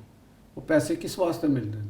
ਉਹ ਇਹ ਵਾਸਤੇ ਤਾਂ ਨਹੀਂ ਮਿਲਦੇ ਕਿ ਜਿੱਥੇ ਤੁਸੀਂ ਟਿੱਕੀ ਹੋ ਗਏ ਤੇ ਉੱਥੇ ਹੀ ਬੈਠੇ ਰਹਿਣਾ। ਉਹ ਤਾਂ ਇਨਸਾਫ ਤੁਸੀਂ ਫੈਸਲਾ ਕਰਨਾ ਹੈ, ਤੁਸੀਂ ਜਿਹੜੇ ਮਰਜ਼ੀ ਕੋਰਟ ਚਲੇ ਜਾਓ, ਉੱਥੇ ਤੁਹਾਨੂੰ ਇਹੋ ਚੀਜ਼ਾਂ ਜਿਹੜੀਆਂ ਅਸੀਂ ਕੱਲ ਵੀ ਗੱਲ ਕੀਤੀ ਸਾਰੀਆਂ ਮਰਾਤ ਹੀ ਮਿਲਦੀਆਂ ਨੇ। ਇਹਦੀ ਕੋਈ ਰੀਜ਼ਨਿੰਗ ਨਹੀਂ ਹੈ। ਅਗਰ ਕੋਈ ਜੱਜ ਸਾਹਿਬਾਨ ਕਿ ਜੀ ਸਾਡੀ ਮਰਜ਼ੀ ਤੋਂ ਬਗੈਰ ਨਹੀਂ, ਕਿਉਂ ਬਈ ਜਦੋਂ ਜ਼ਰੂਰਤ ਹੈ ਕਿਸੇ ਜਗ੍ਹਾ ਵੀ ਜ਼ਰੂਰਤ ਹੈ ਤੁਸੀਂ ਪੈਸੇ ਲੈਂਦੇ ਹੋ ਜਾਂ ਤਾਂ ਉਹਨਾਂ ਤੁਸੀਂ ਖੁਦ ਪੈਸੇ ਦਿੰਦੇ ਹੋ ਵੀ ਆਪਣੇ ਅਸੀਂ ਪੈਸੇ ਦੇ ਰਹੇ ਹਾਂ ਜੀ, ਅਸੀਂ ਇਸ ਮਨਸਬ ਤੇ ਆਉਣਾ ਚਾਹੁੰਦੇ ਹਾਂ ਤੇ ਅਸੀਂ ਪੈਸੇ ਦਿੱਤੇ ਹੋਏ ਨੇ ਤੇ ਅਸੀਂ ਇੱਥੇ ਹੀ ਰਹਿਣਾ। ਇਹ ਤਾਂ ਨਹੀਂ ਹੈ। ਗਵਰਨਮੈਂਟ ਦਿੰਦੀ ਇੱਕ ਪ੍ਰੋਸੀਜਰ, ਇੱਕ ਤਰੀਕਾਕਾਰ, ਇੱਕ ਹਾਈ ਕੋਰਟਸ ਨੇ, ਉੱਥੇ ਬੰਦਿਆਂ ਦੀ ਜ਼ਰੂਰਤਾਂ ਨੇ। ਕਿਸੇ ਨੂੰ ਕਿਸੇ ਜਗ੍ਹਾ ਭੇਜਿਆ ਜਾ ਸਕਦਾ, ਕਿਸੇ ਨੂੰ ਕਿਸੇ ਜਗ੍ਹਾ ਭੇਜਿਆ ਜਾ ਸਕਦਾ। ਤੇ ਇਹਦੇ ਬਾਰੇ 'ਚ ਅਗਰ ਕੋਈ ਇਹ ਸਾਡੀ ਬਿਊਰੋਕ੍ਰੇਸੀ 'ਚ ਵੀ ਹੁੰਦਾ, ਸਰਕਾਰੀ ਮੁਲਾਜ਼ਮਾਂ 'ਚ ਵੀ ਹੁੰਦਾ। ਕਈ ਮੁਲਾਜ਼ਮ ਹੁੰਦੇ ਨੇ ਜਿਹੜੇ ਕਿਸੇ ਜਗ੍ਹਾ ਨਹੀਂ ਜਾਣਾ ਚਾਹੁੰਦੇ, ਉਹਨਾਂ ਦਾ ਤਬਾਦਲਾ ਹੋ ਜਾਂਦਾ ਤੇ ਉਹ ਰਿਜ਼ਾਈਨ ਕਰ ਦਿੰਦੇ। ਸੋ ਵਟ, ਰਿਜ਼ਾਈਨ ਕਰ ਦਿਓ, ਨਵਾਂ ਆ ਜਾਏਗਾ। ਹੁਣ ਅਗਰ ਤਬਾਦਲਿਆਂ ਤੋਂ ਡਰ ਕੇ ਇੱਕ ਜੱਜ ਸਾਹਿਬਾਨ ਅਗਰ ਕਹਿੰਦੇ ਨੇ ਕਿ ਜੀ ਅਸੀਂ ਨਹੀਂ ਪਹਿਲੇ ਇਸਤੀਫਾ ਦੇ ਦਈਏ ਤੇ ਉਹਦਾ ਮਤਲਬ ਹੈ ਕਿ ਉਹ ਕੋਈ ਤਹਿਰੀਕ ਜਾਂ ਬੁਹਰਾਨ ਤੇ ਪੈਦਾ ਨਹੀਂ ਕਰਨਾ ਚਾਹੁੰਦੇ ਨਾ। ਉਹ ਤੇ ਨਵਾਂ ਆ ਜਾਏਗਾ। ਤਹਿਰੀਕ ਪੈਦਾ ਕਰਨ ਵਾਸਤੇ ਜਾਂ ਜਿੱਧਰ ਤੁਸੀਂ ਇਸ਼ਾਰਾ ਕਰ ਰਹੇ ਹੋ ਕਿ ਕ੍ਰਾਈਸਿਸ ਬਣਾਉਣ ਵਾਸਤੇ ਉਹ ਤੇ ਪੂਰੀ ਇੱਕ ਪਲੈਨਿੰਗ ਤੇ ਉਹਦੇ ਉੱਤੇ ਇੱਕ ਪੂਰਾ ਮਨਸੂਬਾ ਉਹਦੀ ਜ਼ਰੂਰਤ ਹੁੰਦੀ ਹੈ। ਤੇ ਅਸੀਂ ਇੱਕ ਮਨਸੂਬੇ ਦੇ ਨਾਲ ਚੱਲ ਕੇ ਫਿਰ ਦੂਸਰਾ ਇੱਕ ਉਹਦੇ 'ਚ ਚਲਾਉਣਾ ਹੁੰਦਾ। ਕਿਉਂਕਿ ਅਸੀਂ ਦੇਖਿਆ ਨਾ ਪਾਕਿਸਤਾਨ ਨਹੀਂ ਐਸਾ ਤੁਹਾਨੂੰ ਬਿਲਕੁਲ ਨਜ਼ਰ ਨਹੀਂ ਆ ਰਿਹਾ। ਨਜ਼ਰ ਆਉਂਦਾ ਤੇ ਮੇਰੀ ਤਸਦੀਕ ਕਰੋ ਕਿ ਜੀ ਇਹ ਉਹ ਫਲਾਂ ਜਗ੍ਹਾ ਤੇ ਬੰਦੇ ਬੈਠੇ ਵੇਖੇ ਨੇ। ਨਹੀਂ ਉਹ ਵੇਖੇ ਤਾਂ ਨਹੀਂ, ਲੇਕਿਨ ਗੱਲਾਂ ਜ਼ਰੂਰ ਸੁਣਨੇ ਆ ਕਿ ਇਹੋ ਜਿਹੀਆਂ ਗੱਲਾਂ ਚੱਲ ਰਹੀਆਂ। ਕਿਉਂਕਿ ਅਸੀਂ ਵੇਖਿਆ ਪਿਛਲੇ ਜਦੋਂ ਦਾ ਮੈਂ ਹੋਸ਼ ਸੰਭਾਲਿਆ ਹੀ ਕੁਛ ਹੀ ਦੇਖਿਆ, ਇੱਧਰ ਹੀ ਪਲੈਨਿੰਗ ਚੱਲ ਰਹੀ, ਇੱਧਰ ਵੀ ਚੱਲ ਰਹੀ, ਕਦੀ ਉਹ ਚੱਲ ਰਿਹਾ ਤੇ ਕਦੀ ਉਹ ਚੱਲ ਰਿਹਾ। ਤੁਸੀਂ ਹੋਸ਼ ਸੰਭਾਲੇ 'ਚ ਵੀ ਇਹੀ ਗੱਲਾਂ ਸੁਣਦੇ ਹੋ ਤੇ ਤੁਸੀਂ ਜਿਹੜੇ 60 ਸਾਲ ਦੇ ਹੋ ਰਹੇ ਤੇ ਉਦੋਂ ਵੀ ਇਹੀ ਗੱਲਾਂ ਰਹਿਣਗੀਆਂ। ਪਤਾ ਤੁਹਾਨੂੰ ਇਸ ਚੀਜ਼ ਦਾ? ਤੁਸੀਂ ਜਨਰਲ ਅਯੂਬ ਖਾਨ ਦੇ ਦੌਰ ਦਾ ਅਖਬਾਰ ਚੁੱਕ ਕੇ ਦੇਖ ਲਓ, ਉੱਥੇ ਵੀ ਤੁਹਾਨੂੰ ਮਹਿੰਗਾਈ ਨਜ਼ਰ ਆਏਗੀ, ਮਹਿੰਗਾਈ ਦੇ ਖਿਲਾਫ ਮੁਜ਼ਾਹਰੇ ਨਜ਼ਰ ਆਉਣਗੇ। ਹਰ ਦੌਰ ਦੇ ਵਿੱਚ ਇਹ ਚੀਜ਼ਾਂ ਇਹ ਚੱਲਦੀਆਂ ਰਹਿੰਦੀਆਂ ਨੇ। ਦੇਖਣਾ ਹੁੰਦਾ ਹੈ ਤਜ਼ੀਏ ਦਾ ਮਤਲਬ ਇਹ ਹੁੰਦਾ ਅਸੀਂ ਫੋਰਸ ਹੀ ਇਹ ਕਰਨਾ ਕਿ ਕਿਆ ਜਿਹੜਾ ਬੰਦਾ ਇਸ ਸਿਚੁਏਸ਼ਨ ਨੂੰ ਬਣਾਉਣਾ ਚਾਹੁੰਦਾ ਹੈ, ਉਹਨੂੰ ਕ੍ਰਾਈਸਿਸ ਦੇ ਵਿੱਚ ਲੈ ਆਉਣਾ ਚਾਹੁੰਦਾ ਹੈ, ਕਿਆ ਉਹਨਾਂ ਦੀ ਪਲੈਨਿੰਗ ਔਰ ਉਹਨਾਂ ਦੀ ਮਨਸੂਬਾਬੰਦੀ ਕਾਮਯਾਬ ਹੋ ਸਕਦੀ ਹੈ ਕਿ ਨਹੀਂ, ਅਹਿਲੀਅਤ ਹੈ ਜਾਂ ਨਹੀਂ ਹੈ। ਤੇ 2 ਬੰਦੇ ਨੇ ਸੁਪਰੀਮ ਕੋਰਟ ਦੇ ਵਿੱਚ, ਅਗਰ 2 ਜਾਂ 3 ਬੰਦੇ ਉਹਨਾਂ ਦੇ ਹੋਰ ਆ ਜਾਣਗੇ ਰਿਜ਼ਾਈਨ, ਜਿਹੜਾ ਮੇਰਾ ਇੱਕ ਤਜ਼ੀਆ ਦੇ ਵਿੱਚ, ਉਸ ਤੋਂ ਬਾਅਦ ਮੈਨੂੰ ਕੋਈ ਨਹੀਂ ਨਜ਼ਰ ਆਉਂਦਾ ਪਿਆ। ਤੇ ਇਸਲਾਮਾਬਾਦ ਹਾਈ ਕੋਰਟ ਦੇ ਵਿੱਚ ਵੀ ਤੁਹਾਨੂੰ ਕੱਲ ਵੀ ਗੱਲ ਕੀਤਾ ਸੀ ਕਿ ਦਸੰਬਰ ਤੱਕ ਕੁਝ ਲੋਕ ਇਹ ਵੀ ਸੋਚ ਸਕਦੇ ਨੇ ਕਿ ਯਾਰ ਸਾਡੀ 5 ਸਾਲ ਦੀ ਮੁੱਦਤ ਪੂਰੀ ਹੋ ਜਾਵੇ ਤੇ ਅਸੀਂ ਪੈਨਸ਼ਨ ਉਹ ਲੈ ਲਈਏ। ਤੇ ਜਿਹੜਿਆਂ ਨੇ ਬੰਦਿਆਂ ਨੇ ਆਪਣੀਆਂ ਪੈਨਸ਼ਨਾਂ ਦੇ ਸੋਚਣੇ ਨੇ, ਆਪਣੀ ਮਰਾਤ ਦੇ ਸੋਚਣੇ ਨੇ, ਉਹਨਾਂ ਨੇ ਤੇ ਅਗਰ ਇਤਜਾਜ 'ਚ ਵੀ ਹਿੱਸਾ ਪਾਣਾ ਤੇ ਟੋਕਨ ਹੀ ਪਾਣਾ ਕਿ ਲਓ ਜੀ ਅਸੀਂ ਇਹ ਕਰ ਦਿੱਤਾ ਜੇ ਤੇ ਤੁਸੀਂ ਅੱਗੇ ਲੜੋ। ਤੇ ਪੀਟੀਆਈ ਵਾਲਿਆਂ ਵਾਸਤੇ ਅੱਗੇ ਵੀ ਮੈਂ ਗੱਲ ਕੀਤੀ ਸੀ ਕਿ ਤੁਸੀਂ ਜੋ ਕੁਝ ਕਰਨਾ ਤੁਹਾਡੇ ਮਾਮਲਾਤ ਉੱਤੇ ਤੁਹਾਨੂੰ ਜੁਰਤ ਦੇ ਨਾਲ ਕਰਨਾ ਪੈਣਾ। ਇਹ ਤੁਹਾਨੂੰ ਕੇਕ ਜਿਹੜਾ ਨਾ ਬਣਿਆ ਬਣਾਇਆ ਹਲਵਾਈ ਦੀ ਦੁਕਾਨ 'ਚੋਂ ਨਹੀਂ ਮਿਲਣਾ ਇਕਤਦਾਰ, ਠੀਕ ਹੈ ਨਾ ਜੀ। ਔਰ ਨਾ ਤੁਹਾਨੂੰ ਉਥੋਂ ਮਿਲਣਾ ਹੁਣ ਕੇਪੀ ਤੋਂ। ਕੇਪੀ ਹਾਈ ਕੋਰਟ ਦਾ ਵੀ ਇੱਕ ਫੈਸਲਾ ਮੁਕੰਮਲ ਤੌਰ ਤੇ ਆ ਚੁੱਕਿਆ। ਉਹਨਾਂ ਨੇ ਆਪਣੇ ਫੈਸਲੇ ਵਿੱਚ 2 ਰੁਕਨੀ ਬੈਂਚ ਨੇ ਇਹ ਕਿਹਾ ਕਿ ਜਿਹੜੇ ਸਰਕਾਰੀ ਅਫਸਰਾਨ ਨੇ ਉਹ ਇਸ ਗੱਲ ਨੂੰ ਯਕੀਨੀ ਬਣਾਉਣ ਕਿ ਉਹਨਾਂ ਦੇ ਕੋਲ ਜਿਹੜੇ ਵਸਾਇਲ ਨੇ ਉਹਨਾਂ ਨੂੰ ਕਿਸੇ ਪੋਲੀਟੀਕਲ ਮਕਾਸਦ ਵਾਸਤੇ ਤੇ ਜਾਂ ਗੈਰ ਆਈਨੀ ਕੰਮ ਵਾਸਤੇ ਤਾਂ ਨਹੀਂ ਇਸਤੇਮਾਲ ਕੀਤਾ ਜਾ ਰਿਹਾ। ਠੀਕ ਹੋ ਗਿਆ ਨਾ ਜੀ, ਇਹ ਕੋਰਟ ਦਾ ਫੈਸਲਾ ਆ ਗਿਆ। ਤੇ ਜਿਹੜੇ ਉਥੋਂ ਦੇ ਹੁਕਮਰਾਨ ਨੇ, ਜਿਹੜੀ ਸੂਬਾਈ ਹਕੂਮਤ ਹੈ ਉਹਨਾਂ ਦੀ ਕੇਪੀ ਦੀ, ਜਾਂ ਜਿਹੜੇ ਉਥੋਂ ਦੇ ਵਜ਼ੀਰ ਆਲਾ ਨੇ, ਉਹਨਾਂ ਨੂੰ ਇਹ ਜਜ਼ਬਾਤੀਅਤ ਹੁੰਦੀ ਹੈ। ਆਪਣੇ ਰੋਲ ਨੂੰ ਸਮਝਣਾ ਪੈਂਦਾ ਹੈ। ਤੁਸੀਂ ਰੋਲ ਆਪਣਾ ਕਰੋ ਆਪਣੇ ਆਵਾਮ ਵਾਸਤੇ। 18ਵੀਂ ਤਰਮੀਮ ਤੋਂ ਬਾਅਦ ਤੁਹਾਡੇ ਕੋਲ ਕੋਈ ਐਕਸਕਿਊਜ਼ ਨਹੀਂ ਹੈ। ਸੂਬਾਈ ਹਕੂਮਤਾਂ ਦੇ ਕੋਲ ਕੋਈ ਐਕਸਕਿਊਜ਼ ਨਹੀਂ ਹੈਗਾ ਕੰਮ ਨਾ ਕਰਨ ਦਾ। ਉੱਥੇ ਸਫਾਈ ਦੇ ਇੰਤਜ਼ਾਮਾਤ ਨੇ, ਉੱਥੇ ਕਾਰੋਬਾਰ ਦਾ ਅੱਛਾ এনवायरमेंट ਫਰਾਹਮ ਕਰਨਾ ਹੈ। ਉਹ ਕਿਹਨੇ ਕਰਨਾ ਹੈ? ਉਹ ਇਹਨਾਂ ਨੇ ਕਰਨਾ, ਹਕੂਮਤ ਨੇ ਕਰਨਾ। ਤੇ ਲਿਹਾਜ਼ਾ ਜੱਜਿਸ ਦੇ ਅਸਤੀਫੇ ਅਗਰ ਆ ਵੀ ਜਾਂਦੇ ਨੇ ਤੇ ਮੈਨੂੰ ਨਹੀਂ ਲੱਗਦਾ ਕਿ ਕੋਈ ਜੁਡੀਸ਼ੀਅਲ ਕ੍ਰਾਈਸਿਸ ਪੈਦਾ ਹੋਏਗਾ। ਹਰ ਚੀਜ਼ ਠੀਕ ਰਹੇਗੀ ਔਰ ਓਕੇ ਰਹੇਗੀ, ਕਿਉਂਕਿ ਜਿਹੜਾ ਇੱਕ ਝਟਕਾ ਸੀ ਜਾਂ ਜਿਹੜਾ ਇੱਕ ਹੋਣਾ ਸੀ ਉਹਦੇ ਚੋਂ ਗੱਲ ਹੁਣ ਨਿਕਲ ਗਈ। ਆਹਿਸਤਾ ਆਹਿਸਤਾ ਚੀਜ਼ਾਂ ਹੁੰਦੀਆਂ ਰਹਿਣਗੀਆਂ, ਕੋਈ ਅਸਤੀਫਾ ਦੇ ਜਾਏਗਾ ਤੇ ਕੋਈ ਆ ਜਾਏਗਾ। ਮੈਨੂੰ ਤਾਂ ਇਹੋ ਹੀ ਲੱਗਦਾ। ਠੀਕ ਹੈ, ਤੁਹਾਨੂੰ ਲੱਗ ਰਿਹਾ ਕਿ ਹੁਣ ਮਾਮਲਾ ਥਾ ਇਸੇ ਦਾ ਸਮੂਥ ਹੁੰਦੇ ਜਾਣਗੇ? ਬਿਲਕੁਲ ਸਮੂਥ ਹੁੰਦੇ ਜਾਣਗੇ ਔਰ ਇਸੇ ਤਨਖਾਹਾਂ ਤੇ ਕੰਮ ਕਰਨਾ ਪੈਣਾ ਜੀ, ਮੈਨੂੰ ਵੀ ਤੇ ਤੁਹਾਨੂੰ ਵੀ। ਚਲੋ ਹੁਣ ਤਨਖਾਹ ਲੈ ਕਹਿ ਰਹੇ ਨੇ ਕਿ ਵਕਤ ਜਿਹੜਾ ਨਾ ਉਹ ਖਤਮ ਹੋ ਗਿਆ। ਵਕਤ ਖਤਮ ਹੋ ਗਿਆ, ਵਕਤ ਖਤਮ ਪ੍ਰੋਗਰਾਮ ਦਾ ਅੱਜ ਦੇ ਪ੍ਰੋਗਰਾਮ ਦਾ ਟਾਈਮ ਖਤਮ ਹੋ ਗਿਆ ਤੇ ਕੱਲ ਫੇਰ ਇਨਸ਼ਾਅੱਲਾ ਸਾਡਾ ਕੰਮ ਹੀ ਹੋਈ। ਨਾਜ਼ਰੀਨ, ਤੁਸੀਂ ਬੜੀ ਤਫਸੀਲ ਨਾਲ ਗੱਲਾਂ ਸੁਣ ਲਈਆਂ ਨੇ ਕਿ ਇਹ ਜੱਜਿਸ ਦੇ ਅਸਤੀਫਿਆਂ ਦੇ ਹਵਾਲੇ ਨਾਲ ਜਿਹੜਾ ਸਾਨੂੰ ਸੋਸ਼ਲ ਮੀਡੀਆ ਤੇ ਵੀ ਲੋਕ ਕਹਿ ਰਹੇ ਸਨ, ਬੜੇ ਕਮੈਂਟਸ ਆ ਰਹੇ ਸਨ ਤੁਹਾਡੇ ਕਿ ਜਨਾਬ ਕੀ ਨਿਕਲੇਗਾ ਇਹਦੇ ਚੋਂ, ਕੀ ਹੋ ਰਿਹਾ। ਔਰ ਲੋਕ ਆਪਸ 'ਚ ਬੜੀ ਬਹਿਸ ਕਰ ਰਹੇ ਕਿ ਜਨਾਬ ਤੇ ਲੱਗਦਾ ਐਵੇਂ ਕਿ ਜਿਵੇਂ ਬੜਾ ਕੋਈ ਜੁਡੀਸ਼ੀਅਲ ਕ੍ਰਾਈਸਿਸ ਪੈਦਾ ਹੋ ਜਾਏਗਾ। ਲੇਕਿਨ ਚੋਏ ਸਾਹਿਬ ਦੀ ਗੂੜੀ ਗੱਲ ਹੈ ਵੇ ਕਿ ਇੱਥੋਂ ਕੁਛ ਨਹੀਂ ਹੋਣਾ ਤੇ ਚੀਜ਼ਾਂ ਜਿਹੜੀਆਂ ਆਉਣ ਵਾਲੇ ਦਿਨਾਂ 'ਚ ਬੜੀ ਪੱਧਰੀਆਂ ਹੋ ਜਾਣੀਆਂ ਜਾਂ ਸਮੂਥ ਹੋ ਜਾਣੀਆਂ। ਤੇ ਬਹਰਹਾਲ ਪ੍ਰੋਗਰਾਮ ਦਾ ਵਕਤ ਹੋ ਗਿਆ ਖਤਮ। ਕੱਲ ਹਾਜ਼ਰ ਹੋਵਾਂਗੇ ਐਸੇ ਵੇਲੇ ਤੇ ਕਰਾਂਗੇ ਗੂੜੀ ਗੱਲ ਲਤੀਫ ਚੌਧਰੀ ਦੇ ਨਾਲ।